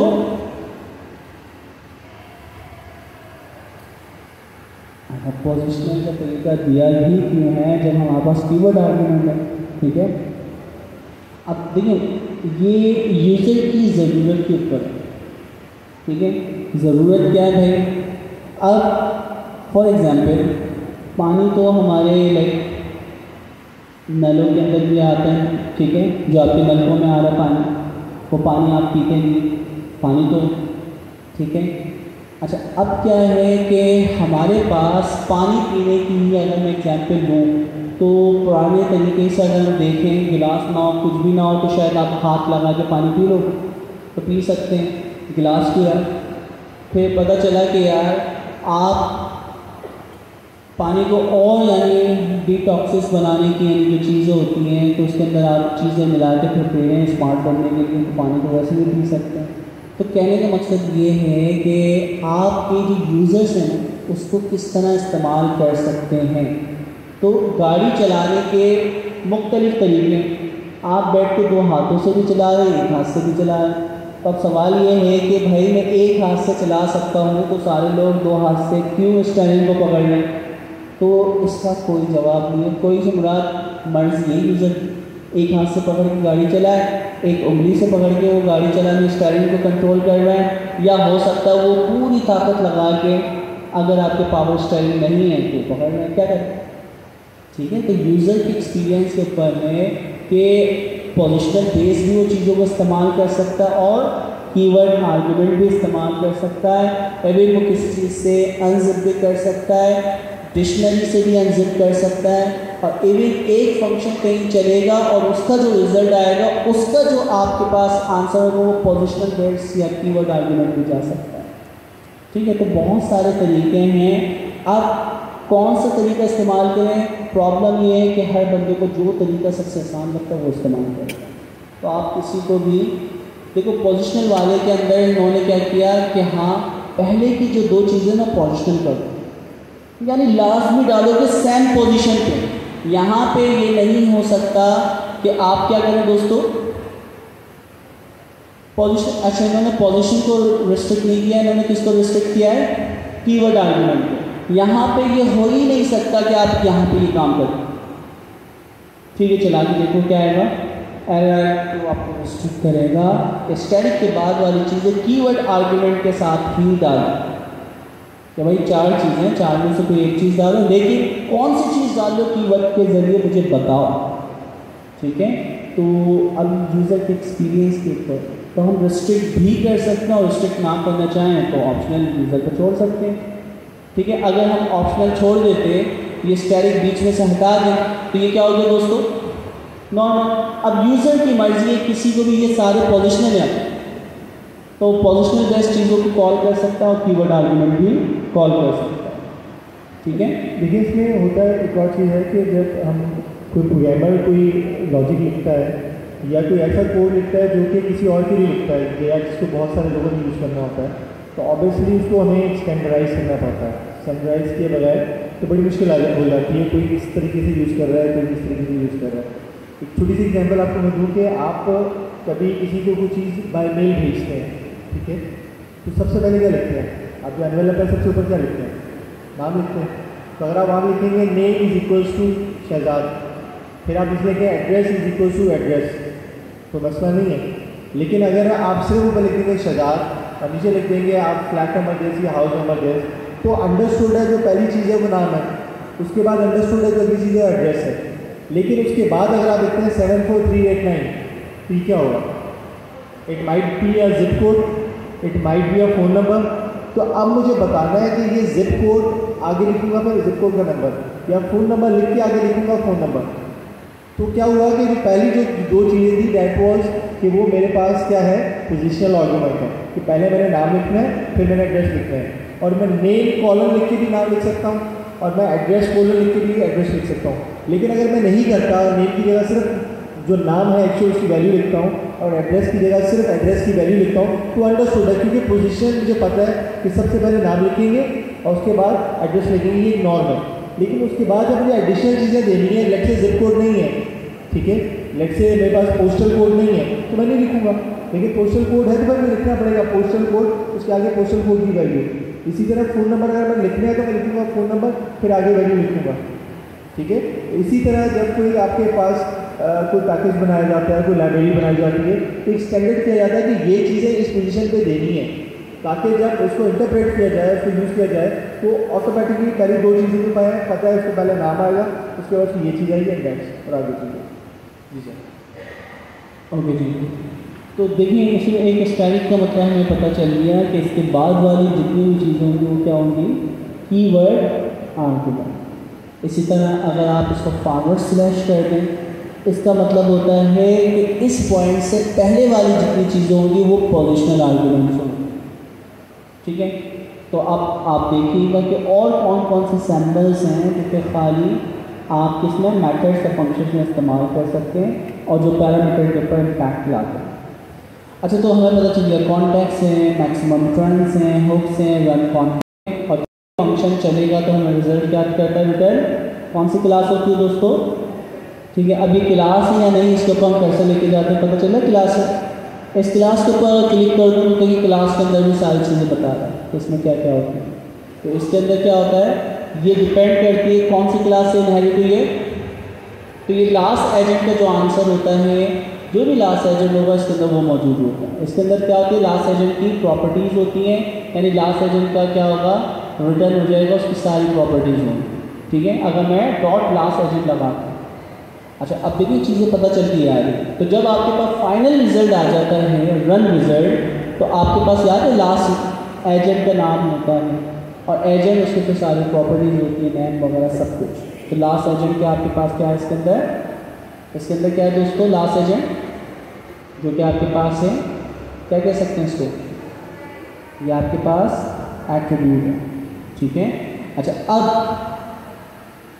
इसको सिर्फ रिजल्ट को एक्सप्लोर करना चाहें तो वो फर्दर एक्सप्लोर हो सकता है, जितना डीप डाइव करना चाहिए। तो अब आपको पता चला कि भाई ये जो रन रिजल्ट बेस्ट होता है ये एब्स्ट्रैक्ट क्लास है, इसका डायरेक्टली ऑब्जेक्ट नहीं बन सकता। इसके अंदर क्या होता है, आपके पास इनपुट है, न्यू आइटम है, तो आपके पास रन रिजल्ट बेस्ट के अंदर इतने सारे एट्रीब्यूट होते हैं। आप क्या इस्तेमाल करते हो, याद है, ठीक है, तो आप क्या इस्तेमाल करते हो, फाइनल आउटपुट, यानी वो इस क्लास के अंदर होता है और बाकी चीज़ें यहाँ पे क्या होगा, क्योंकि एब्स्ट्रैक्ट करने यहाँ पे रुके।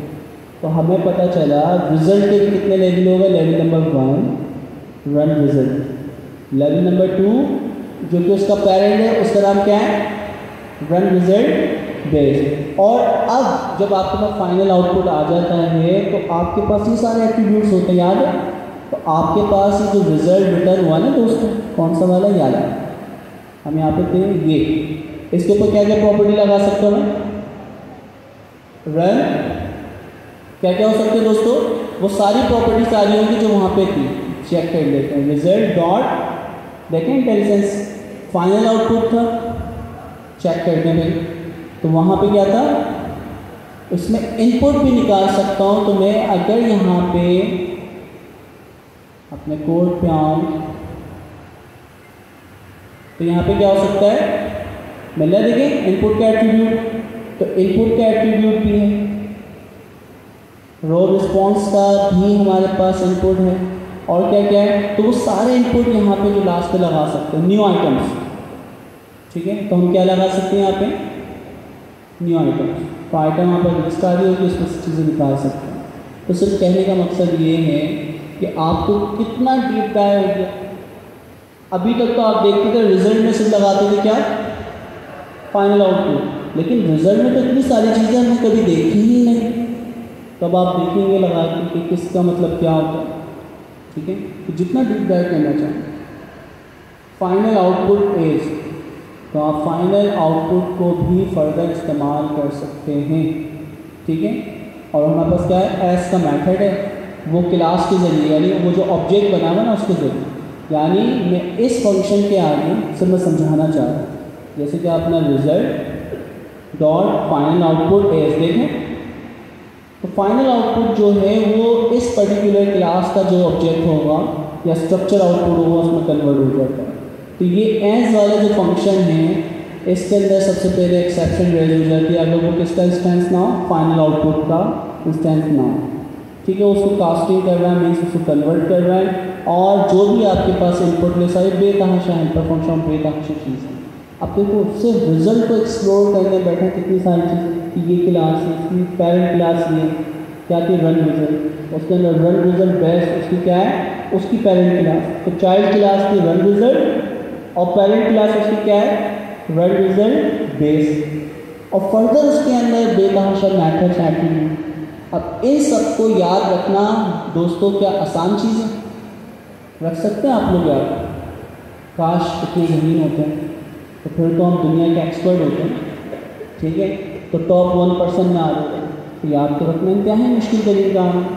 अच्छा, सिर्फ हम रन के फंक्शन को एक्सप्लोर करें, ये ट्रिपल कोटेशन में जितनी चीज़ें लिखी है ना, तो पहले आपकी हम जो यहाँ पे देखें कौन सा वाले क्लास हम पढ़ रहे हैं, रनर की क्लास, ठीक है। तो हम अपने कोड में अगर आएँ और यहाँ पे आके हमारे पास किसी भी फंक्शन पे हम यहाँ जाके लिखते हैं रनर, यार रनर, देखिए रनर की क्लास का जो कोड है कौन सी फाइल में, SRC में एजेंट, और एजेंट में क्या है, रन डॉट py, इसके अंदर ये इसका सिंटैक्स है। और यहाँ पे देखते हैं, नोट करें, यहाँ से लेके यहाँ तक कुछ चीज़ें लिखी हुई होंगी, ठीक है। वो चीज़ें क्या है, सबसे पहले लिखा है run a workflow starting at the given age, सिर्फ एक लाइन में पढ़, ठीक है। और कोड में जाके देखिए क्या लिखा है, run a workflow starting at the given age. तो आपके इस कोड से वो डॉक्यूमेंटेशन ऑफिशियल जो कि दुनिया पड़ेगी, आप अपनी कोडिंग करते वक्त ही PyDocs करते हुए ही वो documentation.io की वेबसाइट पर जो जनरेट होती है वो यहाँ पर ट्रिपल कोटेशन में लिख सकते हैं। तो अभी तक जो हम PyDocs लिखते थे हम कहते थे यार ये कमेंट्स हैं, कमेंट्स को कौन पढ़ते हैं, डेवलपर या इंसानों के लिए पढ़ने के लिए, और उससे जो आपकी वेल फॉर्मेटेड डॉक्यूमेंटेशन है वेबसाइट की वो जनरेट हो जाती है। तो रन से स्टार्ट है, एंड कहाँ पे हो रही है आपके रिटर्न की टाइप के ऊपर, यानी ये बता रहा होगा कि रिटर्न टाइप क्या होती है, द आउटपुट। अच्छा, तो यहाँ पर हम चेक कर लेते हैं ट्रिपल कोटेशन के अंदर ये नोट्स वगैरह ये सारी चीज़ें इसके इसमें पैरामीटर्स वगैरह बना दी है, ठीक है। और यहाँ पे ये खत्म हो देखो वेल डॉक्यूमेंटेड कर दी, आपने सिर्फ हेडिंग डाली रिटर्न्स, तो रिटर्न को क्या बना दिया इसने, टेबल बना दिया। ये सारी चीज़ें या इनकी जो भी डिस्क्रिप्शन है लिखी हुई, ये सारी चीज़ें कहाँ से ला रहे हैं दोस्तों? इस ट्रिपल कोटेशन से। तो ज़रा अंदाज़ा लगाएं कि डॉक्यूमेंटेशन करना आज के दौर में कितना आसान है। बाय द वे ये भी हम सीखेंगे कि आप अपने कोड से पाइडॉक के जरिए ऑफिशियल डॉक्यूमेंटेशन कैसे जनरेट करवा सकते हैं, क्योंकि डॉट आई होगी तो वो भी हमारे इस कोर्स में शामिल है। सर्जिया ने डॉक्यूमेंट किया है, तो आप ढूंढेंगे तो मिल जाएगा डाटा में। अच्छा, फिर हमें ये चीज़ पता है, देखिए अगर किसी ने हुक पास नहीं किया तो ये अपने हुक क्या है जनरेट कर देता है। अगर किसी ने रन कॉन्फ़िग पास नहीं की तो रन कॉन्फ़िग ओपन एआई की रन कॉन्फ़िगरेशन चली जाती है, जिसके अंदर रन कॉन्फ़िग के अंदर मॉडल के नाम वगैरह, मॉडल प्रोवाइडर वगैरह किसके होंगे दोस्तों? Open AI. आप इसको क्लिक करके यहाँ देख सकते हैं कि बाय डिफ़ॉल्ट मॉडल जो है मॉडल की क्लास, और मॉडल की क्लास के अंदर आप देखें मॉडल के नाम वगैरह यहाँ पे सेट किए गए होंगे।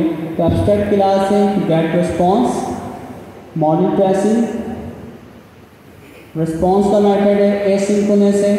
ये आपके मॉडल हैं दोस्तों, कौन से? ओपन एआई, तो जो भी मॉडल के नाम लिखे होंगे।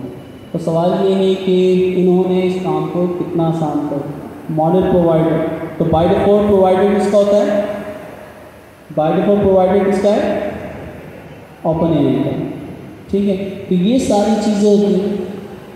अच्छा, मॉडल की सेटिंग, तो मॉडल की बाय डिफ़ॉल्ट सेटिंग जो है यहाँ पे क्या टीवी इन्होंने बताई नहीं, टेम्परेचर बताया ना, top 10, frequency, presence, tool choice, parrot, processing या टूल कॉलिंग, मैक्स टूल, और इसका मॉडल की सेटिंग। तो यहाँ पे टेम्परेचर, टॉप, जो भी आपके पास चीज़ होता है। तो फर्दर आप इसको जितना डीप डाइव करना चाहें, और ये आपको मॉडल सेटिंग जो है डिपेंड करता है। और सवाल ये है, मैं जितना डीप डाइव करूँगा उतना आपको नॉलेज होना चाहिए। अब देखो डीप डाइव करते वक्त मैं कितनी सारी चीज़ें सीख रहा हूँ। स्टाइल वाला काम आपने सीख लिया, डेकोरेटर वाला काम, क्लास मेथड के बारे में आपने सीख लिया। अच्छा, और अगर मैं इसको डीप डाइव कर रहा हूँ तो भाई रन कॉन्फ़िग के अंदर इतनी सारी चीज़ें हैं। अब हम इसको वापसी यहाँ पे आते हैं, क्या क्या खुला हुआ यहाँ पे है। ओके, तो ये हमारे पास थी कौन सी क्लास? रनर की क्लास। दोबारा हम इसमें आते हैं, ठीक है दोस्तों। तो अब होता क्या है कि आपकी रन कॉन्फ़िग वगैरह क्या हो जाती है? सेट हो जाती है। उसको डीप डाइव करना चाहिए कर लेगा। अब इस कोड पे लूँगा मैं, उसके जो कोड के अंदर कोड है, कोड के अंदर कोड है, उस पर नहीं जाएगा, क्योंकि फिर कॉम्प्लेक्स हो जाएगा ना। तो हम पहले मेन हायरार्की पैरेंट वाली चीज़ों को करेंगे, फिर उनके चाइल्ड के चाइल्ड और सब चाइल्ड पे जाएंगे। तो दोस्तों सबसे पहले बाय डिफ़ॉल्ट क्या होती है? With tracing. तो विथ का ब्लॉक आपको पता है? विथ आप लोगों ने पढ़ा था पाइथन के अंदर, याद है? विथ, ठीक है, विथ फाइल के साथ आपने पढ़ा था। विथ ओपन, उसके अंदर फाइल पास कर दी। ये जो विथ का ब्लॉक है ना, हम अपना कोई भी फंक्शन खुद विथ के ब्लॉक के साथ बना सकते हैं। तो विथ का ब्लॉक का काम क्या होता है? देखिए, आप जब पहले फाइल हम ओपन करते थे, फाइल डॉट ओपन यानी कनेक्शन इस्टेब्लिश, और जब सारे काम कर लो तो एंड के अंदर हमें फाइल डॉट क्लोज का फंक्शन कॉल करना पड़ता था। अब इससे प्रॉब्लम क्या थी? हमारे जितने डेवलपर्स थे उसका कनेक्शन तो खोलते थे, लेकिन कनेक्शन को डिस्कनेक्ट क्लोज नहीं करते। और जब ये आपकी कॉर्नर हाउस की वेबसाइट बनी थी, उसके अंदर एक छोटी सी गलती हो गई थी कि डेटाबेस की कनेक्टिविटी तो वो करवा रहे थे हर ऑब्जेक्ट इंस्टेंस के ऊपर, लेकिन उसको डिस्कनेक्ट नहीं कर रहे थे, जिसकी वजह से पर्टिकुलर अमाउंट पर जाकर वेबसाइट की डेटाबेस वाले जो सर्विस थी वो क्या हो गई थी? रुक गई थी। वेबसाइट नहीं रुकी थी, लेकिन बैकएंड के ऊपर सर्विस रुक गई थी कि डेटाबेस रिस्पॉन्स नहीं कर। तो वजह हमें पता चली। अब देखिए, इंसान के पास दो हाथ, तो अगर मैं पानी की बोतल यानी कनेक्ट करता हूँ और पानी उठा के पानी पीता हूँ और कनेक्शन को डिस्कनेक्ट ना करूँ, तो मेरा हाथ क्या है? इस बोतल के साथ कनेक्टिविटी बनी हुई। तो अगर मुझे अपनी रिसोर्सेज जो अल्लाह ताला ने मुझे दी है, दो हाथ, इसको यानी एफिशिएंट वे में इस्तेमाल करना है, तो मैं इस कनेक्टिविटी को क्या करूँगा? क्लोज करूँगा, डिस्कनेक्ट, ताकि इस हाथ को मैं फिर दूसरी जगह हम लोग इस्तेमाल कर पाएँ कॉलिंग के लिए। तो अब हमें पता चला कि कनेक्शन कनेक्ट करना भी ज़रूरी है और डिस्कनेक्ट करना भी ज़रूरी है, ताकि आपके रिसोर्सेज क्या हो? फ्री हो। तो प्रॉब्लम इस प्रॉब्लम का सोल्यूशन जो है वो विद ब्लॉक और बहुत सारी चीज़ों की यानी सोल्यूशन है। तो विद ब्लॉक से क्या फ़ायदा होता है कि ऐसा काम जो कि आपने स्टार्ट करना है, बीच में कुछ काम करवाना, एंड में अपना काम जो है फाइनल कैलकुलेशन करके उसे क्लोज करना है। तो ऐसे कामों के लिए हम विद ब्लॉक का फंक्शन बना सकते हैं। तो विद ब्लॉक का फंक्शन जो है हम उसको कहते हैं कि भाई block create simple example for custom with block function.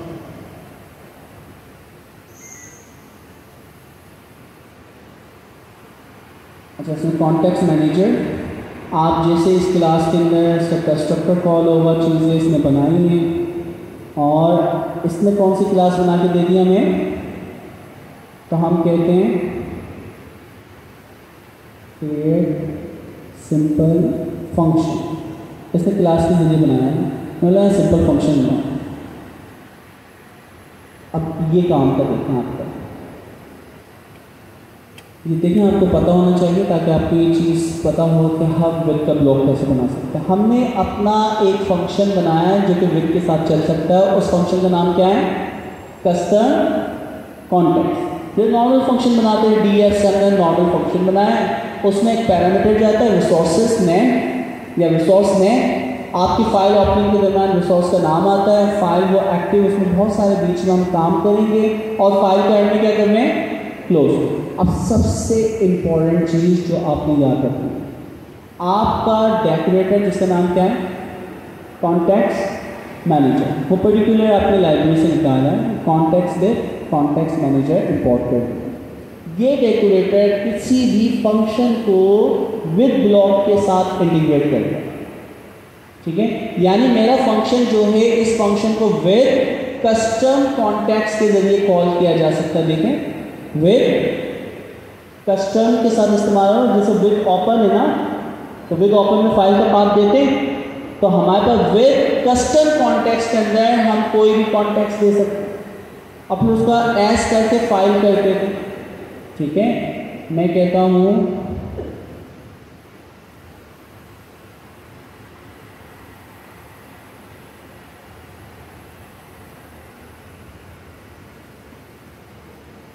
ठीक है, तो अब उसके साथ कंपैरिजन करना चाहें तो वो भी आपको करके दे देगा।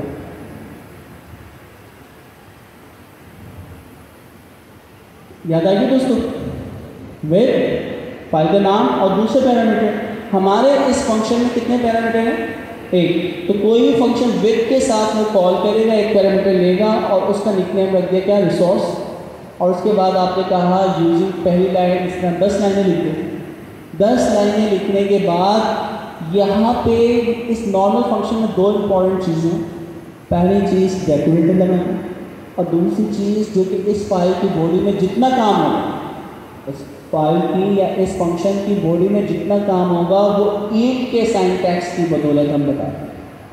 तो ईल्ड रिस्पॉन्सिबल है उसकी बॉडी के अंदर जितनी भी चीज़ें आएंगी उसको प्रोसेस करने के लिए।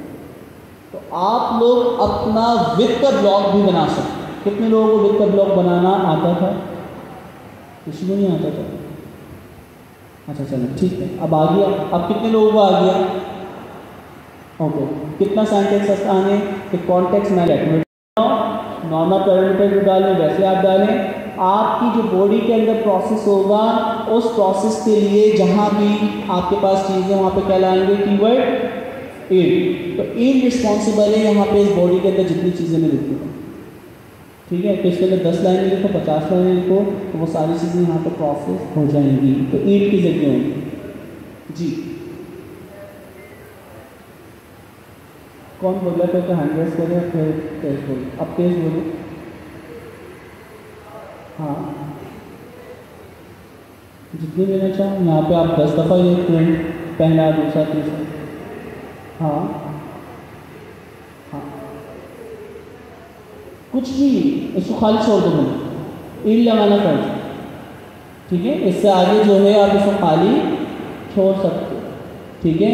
ये क्या करता है, provide resource to the with block. तो विद ब्लॉक के अंदर जितनी चीज़ें आएंगी वो ईल्ड के जरिए करती है, ठीक है, तो इसके जरिए होगी जी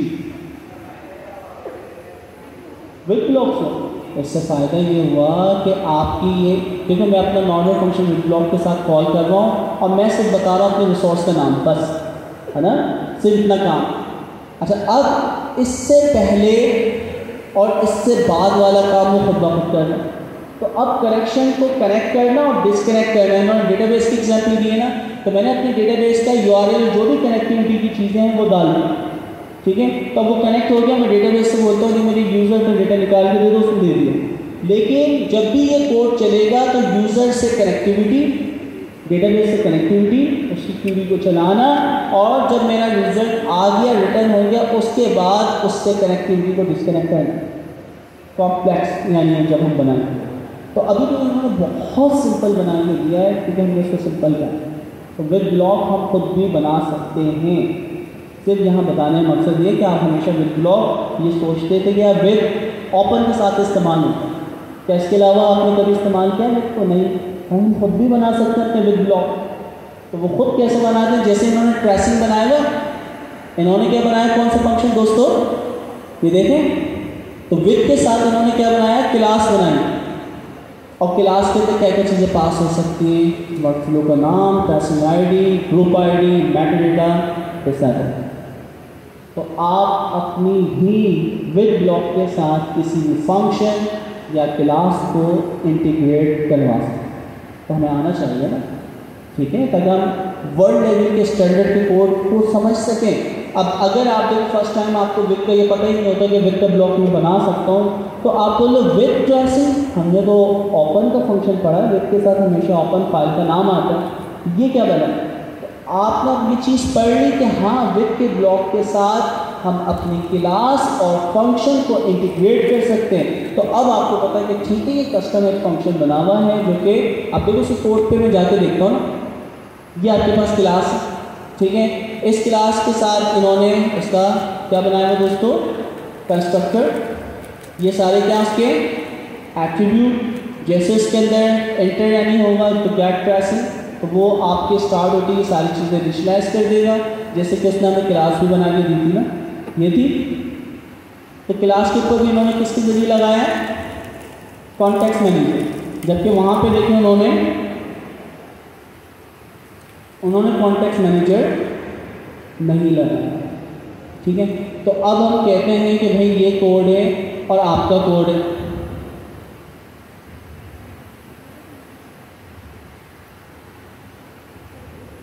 ठीक है।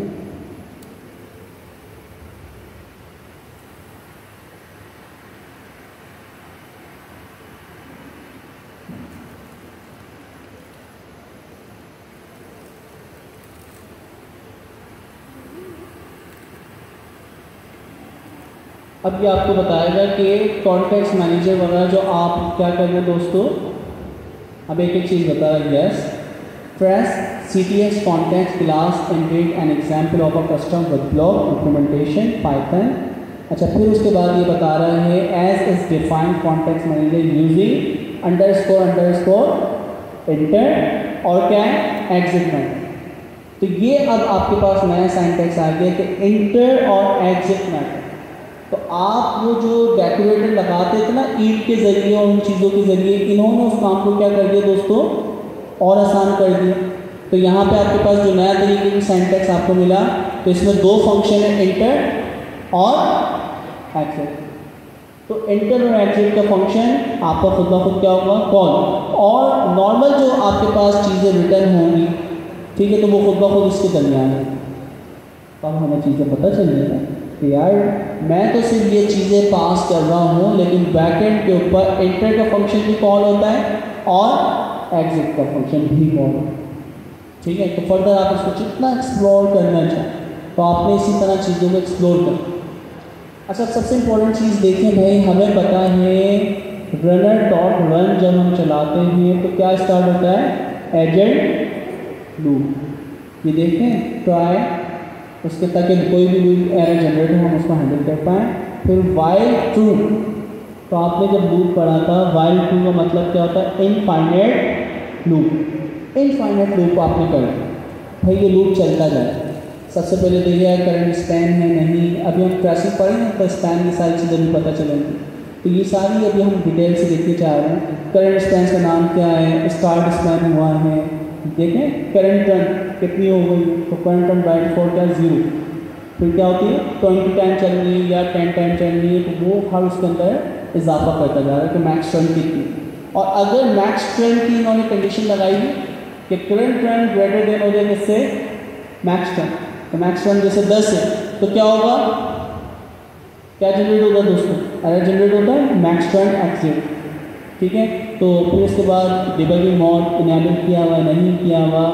अगर फर्स्ट टाइम जब आपके पास current turn is equal to 1 होती है तो पर्टिकुलर इनपुट गार्डरेल्स आपकी कॉपी का फंक्शन कॉल होता है, इनपुट को कॉपी कर लेता है। सिंगल टर्न जो होती है उसके अंदर ये चीज़ें पास होती हैं। और सबसे इम्पोर्टेंट चीज़ देखें दोस्तों, जब ये सारी चीज़ें हो जाती हैं, लूप कहाँ रुक रहा है, तो लूप दो तरीक़ों से रोका जा सकता है। पहला तरीका क्या है दोस्तों, ब्रेक लगा दो, और दूसरा तरीका लूप में क्या लगा दो, क्या लगा दो, रिटर्न। तो देखो रिटर्न कब रुकता है, जब आपके पास क्या होता है, नेक्स्ट स्टेप की टाइप क्या होगी, फाइनल आउटपुट। तो फाइनल आउटपुट अगर आपके पास है तो आपके पास क्या होगा, याद है दोस्तों डॉट लगा के वो जो सारे एट्रीब्यूट आप देख रहे थे रिजल्ट के ऊपर, मैं कह रहा था कि डॉट लगा के आप क्या क्या कर सकते हो, फाइनल आउटपुट, याद है। और क्या क्या था, रिजल्ट डॉट फाइनल आउटपुट था, इनपुट था, और क्या था, रो रिस्पॉन्स था, इनपुट आइटम, इनपुट रिजल्ट गार्डवेयर, इनपुट लिस्ट, ये सारी चीज़ें। तो अब क्या क्या रिटर्न में चीज़ें रिटर्न हो रही हैं वो यहाँ देख लें आप, तो क्या क्या रिटर्न हो रहा है, ये सारी चीज़ें आप कॉल कर सकते हो। देखिए इनपुट न्यू आइटम, और उसके बाद ये सारी चीज़ें आप उसमें से कॉल कर सकते हैं। देखिए ये आपके पास वहाँ मौजूद होता है। तो हमारे पास बाय डिफॉल्ट स्कीमा ये है। अच्छा अब लूप यहाँ तक हमने समझ लिया, अब आप डीप डाइव करने वाली कहानी आपके ऊपर, ठीक है। आप लोग साथ मिलके एक एक कोड के ऊपर, एक एक डॉट के ऊपर एक एक चीज़ पर ध्यान देंगे, ठीक है। टेस्ट में दे दो, टेस्ट से पहले दे रहे हैं तो बहुत अच्छी बात है, लेकिन मैं सोच रहा हूँ कि आप 6 महीने 7 महीने में इस काबिल हो जाएंगे ये डीप डाइव करते हुए एक एक कोड को समझने वाले होंगे। अच्छा अभी जिस तरीके से मैंने समझाया, क्योंकि अभी कोई डायग्राम नहीं, मुझे बताएं क्या ये चीज़ें अभी आपको याद हो, नहीं। अगर ये बोर्ड पे कोई डायग्राम बनाता है कि पहली क्लास रनर है, उसमें ये 6 फंक्शन होते हैं, इस फंक्शन के अंदर ये पैरामीटर्स होते हैं, दूसरे में ये होते हैं, तो अब वो डायग्राम देखते हुए आपको मैं कहता हूँ कि यार कौन सी चीज़ किस में, तो आप वैरायटी देख के बता सकते। तो हम क्या करते हैं दोस्तों, इस पूरे कोड को करते हैं कॉपी, run.py के तहत हम गए और यहाँ पर कंट्रोल A, और क्या करेंगे दोस्तों, कंट्रोल C, कॉपी, कौन सी क्लास में कहाँ जाके किया दोस्तों, दोबारा बताइएगा। मैंने क्या कुछ क्रिएट कर दिया यहाँ से, ओके ये चलता हुआ कोड, रनर की क्लास जो इंपोर्ट की है उस पर कंट्रोल के साथ क्लिक और run.py की फाइल खुल जाती है, उसमें कंट्रोल A किया, कंट्रोल C। अब आप ड्रॉप के ऊपर आए, जमनाई के ऊपर आए, या किसी भी LLM के पास है, हम यहाँ पर आ जाते हैं ड्रॉप के पास। ड्रॉप को भी मैंने क्या किया, क्रिएट UML, ठीक है, डायग्राम, और उसके बाद वो कोड क्या किया मैंने, कॉपी किया। बस सिंपल सा कि आप इस कोड की क्या क्रिएट कर रहे हैं, UML डायग्राम, उसके बाद एंटर, और ड्रॉप ने अपना काम करना स्टार्ट कर दिया होगा यकीन, ठीक है। ड्रॉप सोशल या इंटरनेट सेंड कर रहा होगा, इंटरनेट भी तो सीधा ना पाकिस्तान में, ठीक है। अब इसने समझ लिया रनर कॉन्फ़िग, उसके लिए क्या बात है, फिर इसने कैनवास ओपन किया और उसके बाद कोड लिखना स्टार्ट कर दिया। हमारी क्लास नंबर 1 क्लास के सारे मेथड एट्रीब्यूट, दूसरे के मेथड एट्रीब्यूट सब लिखता जा रहा है, लिखने अच्छा, अब इसको अगर हम समझना सीखें दोस्तों, तो हमारे पास क्या होते हैं दोस्तों, जितने भी एट्रीब्यूट्स होते हैं ना वो माइनस के साइन के होते हैं, और जितने भी मेथड्स होते हैं यानी फंक्शन होते हैं वो किसके साथ होते हैं, प्लस के साइन। तो देखिए रन फंक्शन हो गया, रन से फंक्शन हो गया, तो वो सारी चीज़ें यहाँ पर बनाता जा रहा है। अच्छा, अभी भी इन प्रोसेस है बल्कि बना रहा। जब सारी चीज़ें इसने बना ली, मैंने इसको क्या किया, कॉपी करने के बाद हमारे पास वेबसाइट है Plantext, PLANT, TEXT, ठीक है, text.com।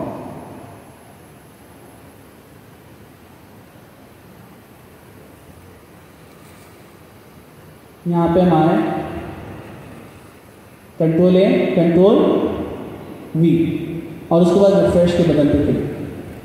मेरे ख्याल से क्या बात, कितनी जल्दी बन गया ना। और यहाँ पे हमारे PDF के ऊपर क्लिक किया। अब इसको आप कंट्रोल S करवा रहे हैं या नहीं, ठीक है। अब ज़रा नोट करें दोस्तों, अब देखिए कितना आसान हो गया ना। हमारे पास मेन क्लास कौन सी होती है, रनर की क्लास के अंदर क्या क्या पास करते हैं दोस्तों, तो यहाँ पे बता रहा है कि ये रिटर्न रिजल्ट भी करता है, रन स्ट्रीमिंग भी करता है, और इसमें क्या कनेक्ट होता है, एजेंट के अंदर क्या क्या होता है, एजेंट के अंदर ये सारे एट्रीब्यूट्स हैं, और ये क्या है आपके पास, मेथड। तो आप देखो एजेंट का नाम देते हो, मॉडल देते हो, मॉडल की सेटिंग, ये सारी चीज़ें आप पास कर सकते हो। गेट सिस्टम प्रॉम्प्ट, तो बाज़ का जो सिस्टम का प्रॉम्प्ट आ रहा है वो प्रिंट हम करवाना चाहें वो भी करवा सकते इस मेथड के अंदर, ठीक है। तो ये इन्होंने सारी चीज़ें। फिर उसके बाद ये जो एजेंट है वो किससे, एजेंट हो मॉडल और किस क्लास से कनेक्ट है, टूल की क्लास। तो आपको याद है टूल स्कीमा हम देते हैं। अच्छा, टूल किसी के साथ कनेक्ट है, टूल स्कीमा वगैरह नहीं। तो जितना इसको आप डीप डाइव करवाएं। अच्छा, अब देखो सिर्फ मैं ये कहता हूँ रनर की क्लास में कौन कौन सा मेथड है, बता सकते हैं आप कौन सा है, रन से। और अब मुझे बताएं कि अब आपके लिए अगर ये डायग्राम आपके पास मौजूद है तो देखिए मैं आपसे पूछूं रन के अंदर कौन कौन से पैरामीटर जाते हैं, स्टार्टिंग में जिसकी टाइप क्या हो सकती है, दूसरा क्या जाता है इनपुट, ठीक है, जिसकी टाइप क्या हो सकती है, तीसरा क्या जाता है कॉन्टेक्स्ट, जिसकी टाइप क्या क्या हो सकती है, फिर क्या होता है मैक्सटेंड, हुक्स अभी हम सीखेंगे, और इसके अलावा रन कॉन्फिग हमने ऑलरेडी सीखा हुआ है। फाइनल क्या आता है, इसका आउटपुट की टाइप क्या होती है, रन रिजल्ट, और रन रिजल्ट भी किस पे बेस करता है, रन रिजल्ट बेस के ऊपर। अच्छा, जितने भी क्लास हैं उन सबके आउटपुट की टाइप क्या है, रन रिजल्ट, जबकि स्ट्रीमिंग वाले पे क्या है, रन रिजल्ट स्ट्रीम। अब नीचे अगर हम देखें इसको,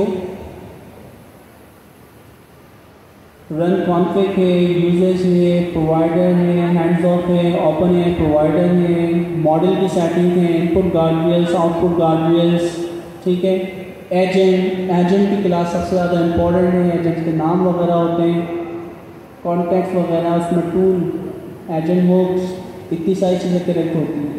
इसके साथ क्या क्या देखें, एजेंट के साथ क्या क्या चीज़ें मुंसलिक हैं, एजेंट हुक्स होता है, मॉडल होता है, टूल होता है, एक और चीज़ यहाँ जा रही है वो क्या है, हैंड ऑफ, याद है, ठीक है। तो एजेंट की ये चीज़ें दी जा सकती है। एजेंट को मॉडल इस्तेमाल किया ना जब हम जिम्ना या किसी दूसरे मॉडल से कनेक्ट करते हैं, या इसी तरह टूल्स, तो टूल स्कीमा भी हम देते हैं, tools is equal to this.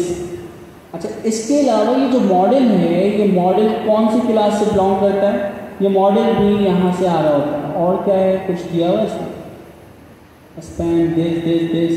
तो आप जितना इसको डीप डाइव करवाना चाहते हैं, सबसे बेहतर पता क्या होता है, आप जो ओपन एआई की ऑफिशियल डॉक्यूमेंटेशन है ये गिटहब पे है, गिटहब के ऐपों पे जाएं, कौन सी वाली फाइल में था, SRC, इसमें क्या था,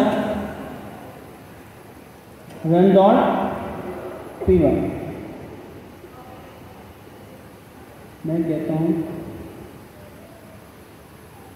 फिर ग्रॉक के पास चलते हैं, और इसको क्या कहते हैं,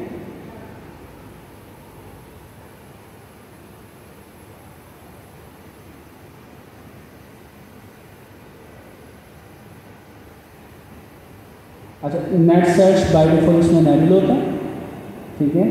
तो इसमें सर्चिंग करी, कोड देखा, उसकी टाइप देखी, कॉन्टेक्स्ट देखा, पहले तो अच्छी तरह समझ रहा है हर चीज़ को। देखें अब आपके लिए डायग्राम का कोड,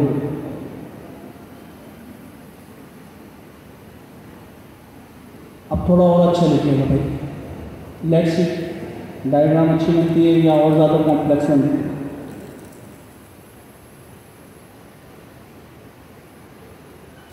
ठीक है, ये डायग्राम बन गए, कॉपी UML वाले पे आए, यहाँ पे आके Ctrl+A Ctrl+V रिफ्रेश के बटन पे क्लिक कर दो, बन गई डायग्राम। तो ये थोड़ी और इसने आसान बना दिया जो भी किया।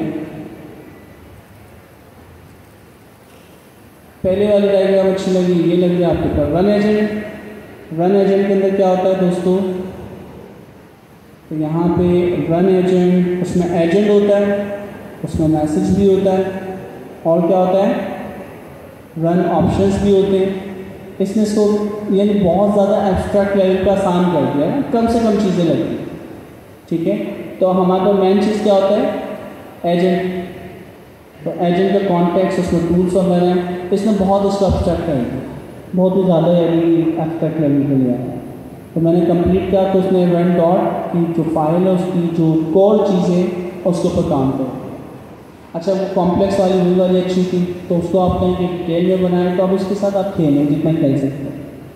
अब सवाल ये है कि हम अगर अपनी ऑफिशियल वेबसाइट पे आते हैं, OpenAI हमारी कौन सी भाई ऐपों का नाम, Panaversity, learn agentic AI, zero word, और इसके अंदर हमारे पास जो है वो है लाइफ साइकिल टाइम दे रहा है। अच्छा अब यही डायग्राम हमने जो OpenAI हमारे पास है, डीप सर्च दुनिया का सबसे बेस्ट वाला मॉडल ना, कौन सा वाला है हट गया, ChatGPT 4.1 रिसर्च रिव्यू के लिए ना, ये सबसे ज़्यादा महंगा वाला है। मैंने क्या किया, पूरी गिटहब का रेपो सब कुछ देखे एक एक फाइल का, और मैंने कहा कि अब डिटेल में आप बनाएं। तो जिस तरह इंसान रिसर्च करता है, चीज़ों को समझता है, इसने 25 मिनट लिए, 25 मिनट के बाद ये डायग्राम बनाया, मीन्स वो कोड जनरेट करके, ठीक है। तो इसकी PDF भी यहाँ पे मौजूद है, इसको आप डिटेल से देख लीजिएगा। अच्छा अब हम अपने टॉपिक की तरफ सीखते हैं चीज़ें, और फिर उसके बाद शुरुआत में हमें ना डिटेल से फास्ट होकर आज करवाने वाला है। तो हम नेक्स्ट चीज़ की तरफ चलते हैं, और नेक्स्ट जो है हमारे पास क्या है, ट्रेसिंग, ठीक है। अब सवाल ये ट्रेसिंग की कोर कॉन्सेप्ट हम समझ लेते हैं, और फिर उसके बाद जो है उसकी कोड की इम्प्लीमेंटेशन भी हम देख लेंगे। तो कोड की इम्प्लीमेंटेशन से पहले हम थोड़ा सा इसको बाहर आते हैं। टॉपिक कौन सा दोस्तों, ट्रेसिंग। तो ट्रेसिंग 1.4 के अंदर मौजूद है, और यहाँ पे सबसे पहले हम ट्रेसिंग की डायग्राम जो है वो मैंने इसी तरीके से बनाया। तो ट्रेसिंग का फंक्शन है, उस पर क्लिक किया, उसका कोड आया। अब इस डायग्राम को अगर दोस्तों आप लोग देखें, सबसे इम्पोर्टेंट चीज़ क्या है दोस्तों, हमारे पास कौन सी मेन क्लास है, ट्रेस प्रोवाइडर, यानी सबसे इम्पोर्टेंट चीज़ है। देखिए ट्रेसिंग है क्या, एजेंट लूप के अंदर जितनी चीज़ें होंगी, चाहे वो कोई एजेंट कॉल हो, टूल कॉल हो, आपका यूज़र टेम्पलेट हो, गिवन इन द लूप हो, या फिर LLM का रिस्पॉन्स, तो जितने ऑपरेशन परफॉर्म हो रहे हैं जनरल पर्पस, वो सारी चीज़ें ट्रेसिंग अपने पास वो बैच बनाते हैं। बैच का मतलब है 20 या 25 जब आपके पास रिकॉर्ड आ जाता है, या एक पर्टिकुलर टाइम के बाद उस बैच को उठा के जो भी इवेंट परफॉर्म हुए उसको उठा के OpenAI का जो डैशबोर्ड है ट्रेसिंग का, वहाँ पे क्या कर देता है, सेंड कर देता है। अच्छा अब ये चीज़ क्या है कि आपके एजेंट के अंदर स्टार्ट एजेंट हुआ और एंड एजेंट हुआ, इस दौरान जितनी भी एक्टिविटीज़ हुई हैं उन एक्टिविटीज़ को उठा के सर्वर पे सेव करने को हम कहते हैं ट्रेसिंग। क्या काम है दोस्तों? आपका एजेंट स्टार्ट टू एंड तक जितने भी ऑपरेशन परफॉर्म करता है उन तमाम ऑपरेशन का डेटा उठा के सर्वर का जो डैशबोर्ड है या जो भी डेटाबेस है उस डेटाबेस में भेजने तक के अमल को हम कहते हैं ट्रेसिंग। इससे क्या फ़ायदा होगा? इन फ्यूचर आप कहें कि किस वक्त एजेंट ने क्या काम किया था, कौन सा टूल कॉल किया था, उस टूल का आंसर क्या आया था, तो ऐसी जितनी भी इंफॉर्मेशन है वो कहाँ मिलेगी हमें? Tracing dashboard. तो इसका काम क्या है? पहला काम हमें पता चला कि लोकल आपके एजेंट के अंदर जितनी भी एक्टिविटी परफॉर्म होंगी उन सबको आपके लोकल एजेंट यानी सिस्टम से उठा के कहाँ पे सेव करेगा? ओपन एआई की डेटाबेस में बाय डिफॉल्ट। यानी आप सिंपल कर दो tracing is equal to true. आपको याद है कि जब भी हमारे एरर जनरेट होता था set default tracing is equal to हम क्या करते थे? ट्रू करते थे। तो जिससे क्या होती है? ट्रेसिंग ऑफ होती थी। तो ट्रेसिंग का मतलब क्या था कि हम जेमिनाई के साथ काम करें और जेमिनाई जो है वो ओपन एआई के ऊपर डेटा सेंड नहीं कर सकते। ओपन एआई पे सेंड करने के लिए ओपन एआई की कीज़ हमें चाहिए होंगी और उसके लिए $5 आपको टॉपअप करना पड़ेगा। तो या तो आप वो कर लें। फिर इन्होंने कहा कि अब प्रॉब्लम ये है कि हर बंदा अपना जो डेटा है वो ट्रेसिंग के लिए कहाँ नहीं भेज रहा, कहाँ नहीं भेजेगा? हर दफ़ा ओपन एआई के पास नहीं भेजेगी। तो जेमिनाई के साथ काम कर रहा है, उसने अपनी डेटाबेस बनाई हुई है तो वो अपनी डेटाबेस में रख सकता है। तो हम चाह रहे हैं कि ट्रेसिंग की बेतहाशा दूसरी सर्विसेज हैं उनके साथ इंटीग्रेशन करें। तो हम ये सीखें क्या हम अपनी डेटाबेस के साथ इंटीग्रेशन कर सकते हैं। अगर हम अपनी डेटाबेस के साथ इंटीग्रेशन कर पाएँ इसमें हम किसी भी थर्ड पार्टी जो भी आपके पास ट्रेसिंग डेटाबेस प्रोवाइडर है या सर्विस प्रोवाइडर है उसके सर्वर्स के ऊपर डेटा भेज सकते हैं ट्रेसिंग। तो ट्रेसिंग का मतलब क्या है? स्टार्ट एजेंट एंड एजेंट के दरमियान जितनी भी एक्टिविटीज़ होती हैं जो स्ट्रीमिंग में आप देख लेते हैं, ठीक है, तो स्ट्रीमिंग में ही आप देख पा रहे थे, इसके अलावा नहीं देख पाते थे। तो स्ट्रीमिंग के अलावा भी जितने भी इवेंट्स हैं जो जनरल पर्पस हैं वो सारी उनका डेटा जो है वो कलेक्ट करके डेटाबेस की ट्रेसिंग डैशबोर्ड के ऊपर विजुअलाइज कराने के अमल को हम कहते हैं ट्रेसिंग। अच्छा, ट्रेसिंग के अंदर देखा जाए तो दो हायरार्की निकलनी है। हायरार्की जो लेफ्ट साइड पे जा रही है वो ट्रेस होता है और ट्रेस के अंदर क्या होता है? स्पैन। अब इसके डायग्राम को ज़रा नोट करो। सबसे पहले ट्रेस प्रोवाइडर है जिसमें प्रोसेसर लिस्ट होती है और प्रोसेसर लिस्ट किसकी टाइप होती है? ट्रेसिंग। गौर से देखें दोस्तों, तो यहाँ पे देखें ट्रेसिंग प्रोसेसर। तो ट्रेसिंग प्रोसेसर यहाँ पे कहीं दिख रहा है, ये क्लास ट्रेसिंग प्रोसेसर की क्लास है फॉरन डॉट नीचे।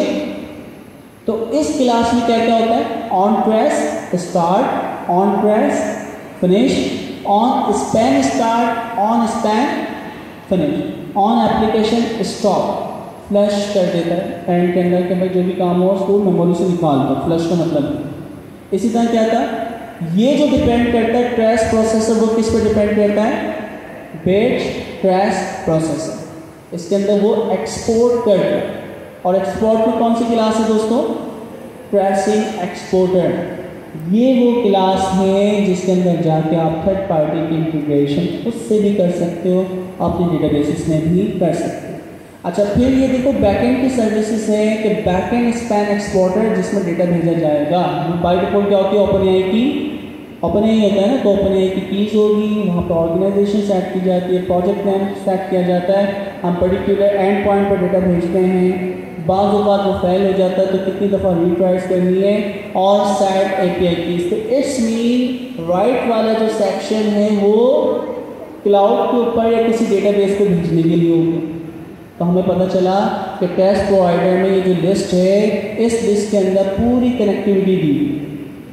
अच्छा, फिर देखा जाए कि ट्रेस प्रोवाइडर में दो इंपॉर्टेंट चीज़ें हैं। ट्रेस प्रोवाइडर क्रिएट करता है ट्रेस और दूसरा क्या होता है आपके पास? स्पैन। ट्रेस और स्पैन में क्या फर्क है? ट्रेस जो है parent, agent start, agent finish या एजेंट क्या हो गया? क्लोज। तो आपका एजेंट पहले एजेंट से चला और फाइनल आउटपुट तक जब तक नहीं पहुंचता उस पार्ट को हम कहते हैं ट्रेस।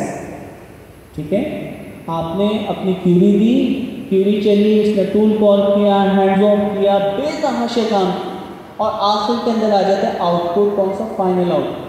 तो स्टार्ट से लेके एंड तक जो आपका ये लूप चला है, एजेंट लूप, पूरे एजेंट लूप को कंप्लीट होने को हम क्या कहते हैं, ट्रेस।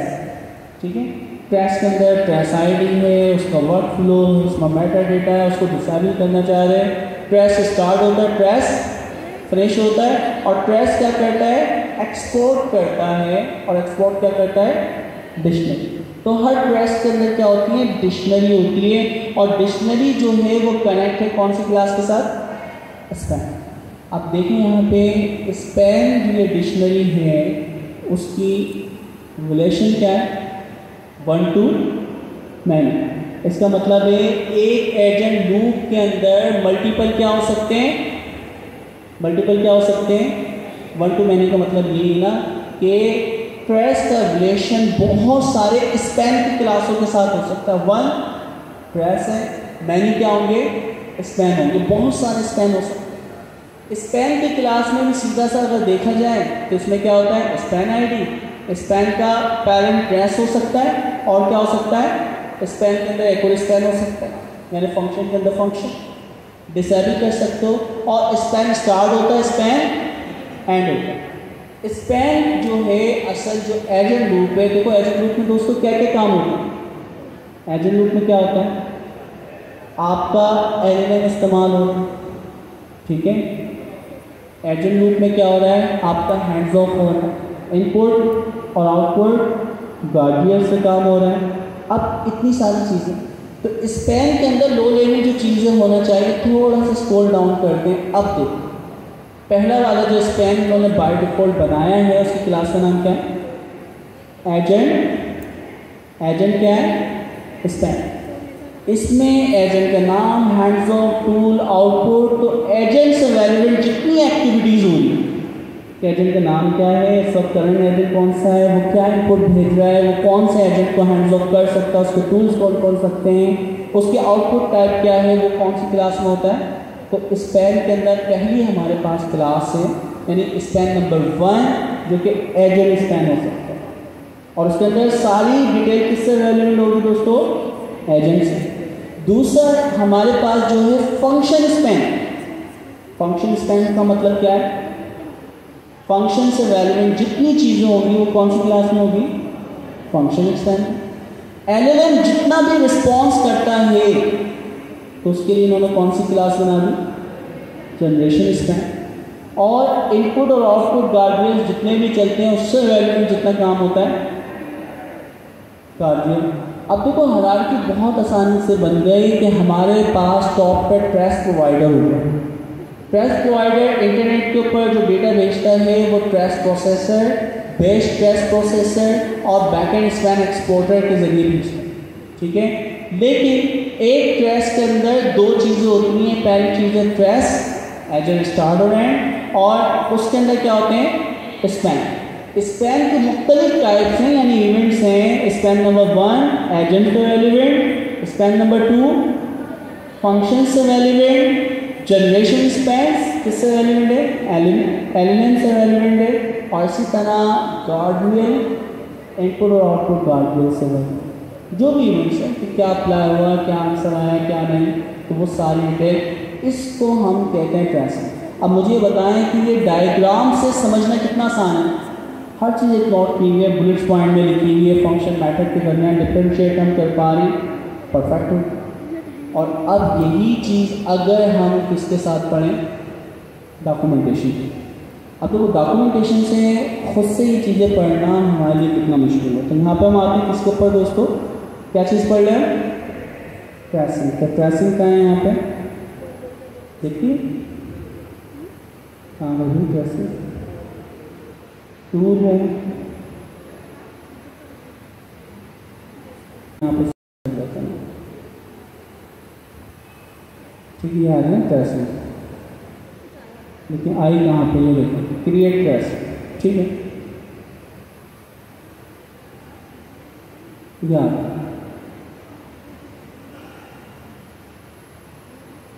अच्छा ये तो क्रिएट, ये है ट्रेसिंग,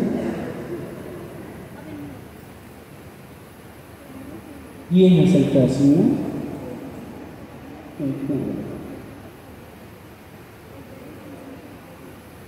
ये आपके पास डॉक्यूमेंटेशन, डॉक्यूमेंटेशन, और यहाँ पर वहाँ पर स्क्रॉल डाउन हैंड्स ऑफ के फॉरेन यूजर ट्रेसिंग। ठीक है, ये अब देखो जितनी चीज़ें हमने डायग्राम से सीखी हैं जो हम पूरी ज़िंदगी नहीं भूल सकते कि भाई ट्रेसिंग प्रोवाइडर, और उसके अंदर ट्रेस आपके पास क्या था, प्रोसेसर, उसके अंदर बेच था, और बेच के अंदर क्या था, एक्सपोर्टर। इसी तरह लेफ्ट साइड पे हम आ रहे थे तो हमारे पास ट्रेस है, और ट्रेस के अंदर क्या होता है, स्पैन, और स्पैन की जो टाइप्स हो सकती है वो फंक्शन स्पैन है, वो एजेंट स्पैन है, वो जनरेशन स्पैन है, और वो हैंड्स ऑफ या फिर गार्डियल स्पैन। अच्छा वही चीज़ इन्होंने अब डिटेल्स लिखी, तो लिखी हुई चीज़ से पढ़ के वो हायरार्की बनाना बड़ा मुश्किल काम है। अगर वो डायग्राम यहाँ पे होती तो उससे ये पूरी की पूरी डेफिनेशंस बिल्ड करना या डायग्राम उसको रिलेट करना, वैलिडेट करना। प्रॉब्लम क्या है कि हम फंक्शन सोच होते हैं अपने माइंड में एक नॉलेज ग्राफ बनाते हैं। यूएमएल जो है ये नॉलेज ग्राफ ही, तो क्या ये ठीक है, ये पेरेंट्स है, ये इसके साथ कनेक्ट है, ये इसके साथ कनेक्ट है, तो चीज़ें समझना मुश्किल होता है। लेकिन दोस्तों अगर आप उसकी डायग्राम पहले देख लें और फिर उसको स्टडी करें तो आपकी ज़िंदगी बहुत आसान हो जाएगी। अब ये जो रूल हमने सीखा है ना यूएमएल बना के किसी भी कोड का, उसको फिर अंडरस्टैंड करना, आपकी ज़िंदगी आसान हो जाएगी। आपका पढ़ने का तरीका और मेमोराइज करने का तरीका ही चेंज हो जाएगा अगर करना चाहें तो, वरना इसके बाद भी अगर आप याद नहीं कर पा रहे, चीज़ों को याद नहीं रख पा रहे, तो इसका मतलब है भाई अब आप पानी पिए, बादाम पिस्ता आपके काम पे नहीं, ठीक है, तो बादाम पिस्ता खाएँ पे।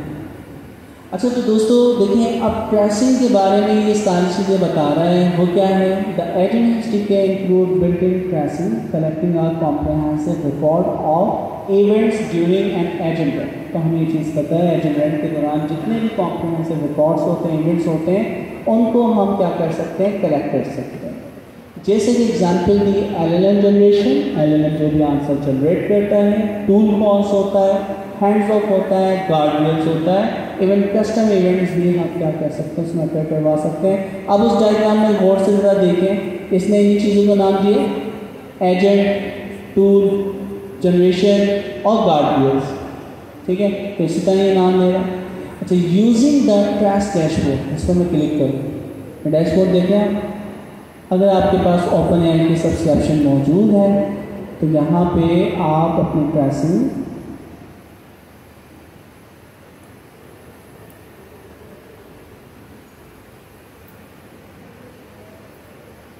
देखें, तो ये ट्रेसिंग का पूरा आपके पास डैशबोर्ड है। तो मैं जब कोई भी ट्रेसिंग यहाँ पे जनरेट करवाऊँगा यहाँ पे नज़र आएगा। अच्छा उसके बाद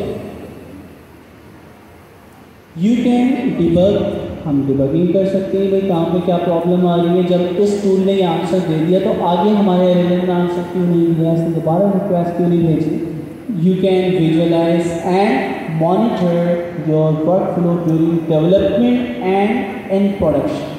तो बड़ी इंपॉर्टेंट चीज़ है, आप कोडिंग करते वक्त, डेवलपमेंट करते वक्त ही चेक कर लोगे अपनी क्यूरी के अगेंस्ट क्या रिस्पॉन्स आ रहा है, क्या वर्क फ्लो फॉलो हो रहा है, और इवन जब आपका प्रोडक्शन में भी चल रहा हो उस वक्त भी आप देख सकते हैं। अब इम्पॉर्टेंट चीज़ है कि आप उसको डिसेबल करते थे ना, तो आप .env की फाइल के अंदर ये वेरिएबल पास कर रहे हैं, इससे डिसेबल हो जाता है। ये आपको अच्छी तरह याद होगा, agent run conflict tracing disable is equal to true, वो जो फंक्शन कॉल करते हैं उससे भी हम डिसेबल कर सकते हैं। दो इंपॉर्टेंट चीज़ें होती है, पहली चीज़ ट्रेस और दूसरा स्पैंस। ट्रेस क्या होता है, represent a single end to end operation of workflow, ठीक है, they are compose of spans, ठीक है। तो हमें ये भी पता है कि एंड टू एंड आपका एजेंट का लूप है जिसे हम वर्कफ्लो कहते हैं, और इसके अंदर बहुत सारे क्या होते हैं, कंपोज किसके साथ होता है, ये स्पैंस के साथ। Trace have the following properties, workflow का नाम, ट्रेस आईडी। अच्छा हमने जो अपने कोड में से क्या पास किया है, वर्कफ्लो नेम। बाकी चीज़ें डायनेमिक खुद ब खुद भी जनरेट हो जाती है या उसकी वैल्यू नल जारी होती है डिफॉल्ट। फिर दूसरा होता है स्पैन, स्पैन स्टार्ट होता है, आईडी होती है और उसकी पेरेंट आईडी होती है, स्पेंड होता है। तो अभी जो मैं डायग्राम देख रहा था, स्पैन कहाँ था दोस्तों, ये रहा। क्या क्या होता है, आईडी, उसकी पेरेंट आईडी दोनों की हो सकती है, और क्या हो सकता है, डिसेबल होता है। फंक्शन के बारे में नहीं बताया उसने, लेकिन मुझे फंक्शन के बारे में भी यहाँ से पता चलता है, ऐसा ही है। ओके, फिर उसके बाद थोड़ा सा नीचे आते हैं, डिफॉल्ट ट्रेसिंग। तो भाई ट्रेसिंग के अंदर ये अब डिटेल आपको बताएगा। The entire runner dot run sync run string is wrapped in a trace. तो ट्रेस का जो फंक्शन हम बनाएंगे ना, जो विथ के साथ हम लगा रहे हैं, उसके अंदर क्या होता है, इन सब के दरमियान जितनी भी इंटायर चीज़ हो रही है, हमें पता है रनर डॉट रन या रन स्ट्रिंग या रन सिंक का फंक्शन होता है, उसके अंदर सारे इवेंट्स जो हैं इन्होंने इसके साथ क्या कर दिए, कनेक्ट। अच्छा, कह रहे हैं each time an agent run, जब भी एजेंट रन होगा it is wrapped in agent span. तो यहाँ पर मैंने डायग्राम में देखा था कि जब भी एजेंट कॉल होता है तो कौन सा स्पैन चलता है, यानी एजेंट से रेलेवेंट जो भी बैकएंड के ऊपर डेटा जनरेट हुआ है, एजेंट का नाम, उसका टाइटल, ये सारी चीज़ें होती हैं। डिक्शनरी में क्या क्या होगा, नाम, वो कौन सा हैंड्स ऑफ कर सकता है, कौन सा टूल इस्तेमाल कर सकता है, आउटपुट क्या है, ठीक है। तो हमारे इस एजेंट के हर आउटपुट के अगेंस्ट ये सारी चीज़ें रिकॉर्ड कर रहा होगा। अच्छा, और आगे अगर हम चलें तो ये बता रहे हैं LLM generation are wrap in generation span. दोबारा देख लेते हैं। तो जनरेशन स्पैन से आपके पास इसमें नेम है, इनपुट है, आउटपुट है, मॉडल का नाम है, मॉडल कॉन्फ़िगरेशन है ये, और उसकी यूजेज से रेलिवेंट कितने टोकन इस्तेमाल हुए, कितने नहीं, कितनी कॉस्ट है, वो सारी डिटेल। तो वो चीज़ भी यहाँ पे क्या कर रहा है, हमें बता रहा है। तो हमें दो स्पैन पता चल गया, agent span, generation span, function span, guardrails span, hands off. और इसी तरह ये दो चीज़ें जो हैं या तीन चीज़ें जो देखें ये नहीं दिखती हैं, है ना। तो आपको याद होगा दोस्तों, open agent, square bracket, light LLM, कुछ याद आ रहा है। तो इजाफी जो आपके पास मॉडल होते हैं स्क्वायर ब्रैकेट लगा के इंस्टॉल करते हैं। तो वाइस वाला जब हम इंस्टॉल करेंगे तो ज़्यादा कोड भी बैकएंड के ऊपर स्पैन के अंदर ऐड हो जाता है। तो जब भी आप यानी कोई चीज़ एडिशनल इंस्टॉल करते हैं तो आपके डिफ़ॉल्ट जो फंक्शन हैं उनमें जाके कुछ चेंजेस होती है, कस्टमाइजेशन, ठीक है। ये चीज़ें कब शो होंगी, जब हम इनपुट यानी वॉइस के साथ खेलेंगे। अच्छा, अब ये कह रहा है by default the trace is name agent trace. तो बाय डिफ़ॉल्ट मैं कोई नाम ना दूँ, मैं जैसे एजेंट यहाँ बनाऊँ, ये कोड है ना, नीचे हम देखते हैं ताकि रेफरेंस के तौर पर चलें, से कोड दिखा रहे हैं। ये यहाँ पे देखें ट्रेस का नाम दिया हुआ, क्या नाम दिया हुआ है, जॉब वर्कफ्लो। इसने क्या बात बोली, अगर आप कोई नाम ना दें तो क्या नाम आएगा, एजेंट ट्रेस, ठीक है। You can set this name if you use trace function और यू कैन कॉन्फिगर। अब देखो ये आप देखें कैन क्या हो गया, दो दफ़ा। तो हम क्या कर सकते हैं दोस्तों, यहाँ पे दो दफ़ा हुआ है ना, कौन सी फाइल है, ट्रेसिंग। अभी आपको मैं तरीका बता रहा हूँ। हम यहाँ पे गए, जाने के बाद कहाँ पे इसकी डॉक्स के अंदर, किसके अंदर है दोस्तों, ट्रेसिंग। तो यहाँ पे मॉडल है, ये ना ट्रेसिंग, क्या था,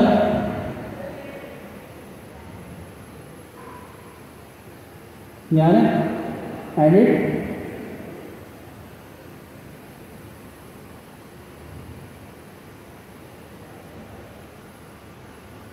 ठीक है। और उसके बाद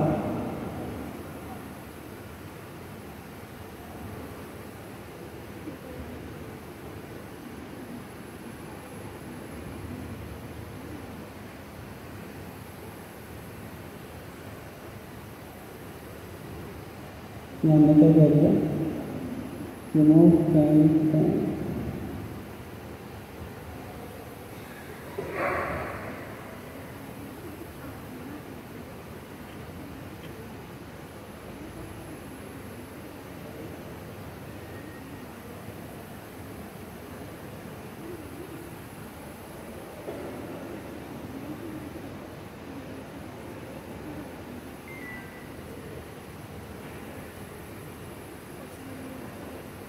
क्या हो गया ये दोस्तों, इसे क्या बोलते हैं? क्या किया मैंने अभी? इससे हम कहते हैं कॉन्ट्रीब्यूशन। तो छोटी सी भी गलती पाएँ, कुछ भी, कम्युनिटी का काम क्या है कि आप उसको क्या कर दो, अपडेट कर दो।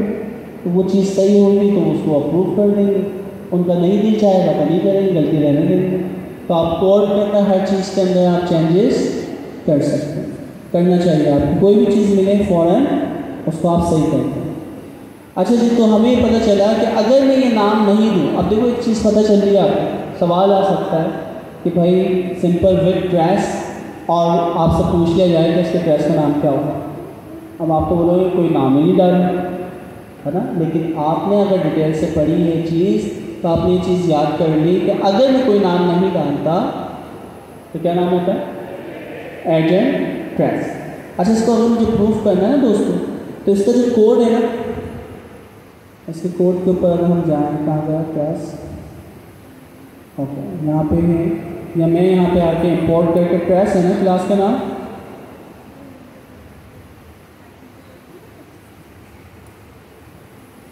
फ्रॉम एजेंट्स इंपोर्ट, क्या था? ट्रेस की क्लास थी या ट्रेस था? ये रहा ट्रेस की क्लास में अगर मैं आऊँ तो क्या कहा है इन्होंने, दोबारा देख लेते हैं। ट्रेस की जो भी आपके पास फंक्शन, ट्रेस का फंक्शन है, तो मैंने क्लास इंपोर्ट किया, मैं इसको बंद करता हूँ। क्या इंपोर्ट करना है? ट्रेस का फंक्शन, ठीक है। दोनों में ज़मीन आसमान का फर्क है।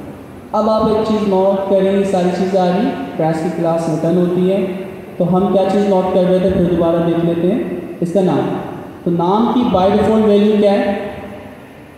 नाम की देखें ग्लोबल वैल्यू, तो name is equal to trace, इसमें कहीं तो डालिएगा, ट्रेस का फंक्शन है, ट्रेस नेम, अगर डिफ़ॉल्ट नेम आ रहा है, और ट्रेस एजेंट मुझे तो कहीं नहीं दिख रहा, ठीक है। ये नेम ग्लोबल नेम है ना, तो ग्लोबल नेम जो है ये कह रहा है ग्लोबल ट्रेस प्रोवाइडर के पास जाता है, तो डिफ़ॉल्ट नेम कहीं आ रहा है इसका। डिफ़ॉल्ट नेम तो हम इसके पैरामीटर में देते हैं ना, इज इक्वल टू लगा है, ऐसे ही यहाँ पे क्या होना चाहिए था? एजेंट वर्कफ्लो, ये होना चाहिए रूल के मुताबिक, ठीक है। तो अब अगर इन्होंने ये बात लिखी हुई है तो भाई प्रूफ करो, क्या करो? प्रूफ करो। अगर प्रूफ तो नहीं कर रहे है तो नहीं। अब आप इसको यहाँ भी चैलेंज कर सकते नहीं है ना।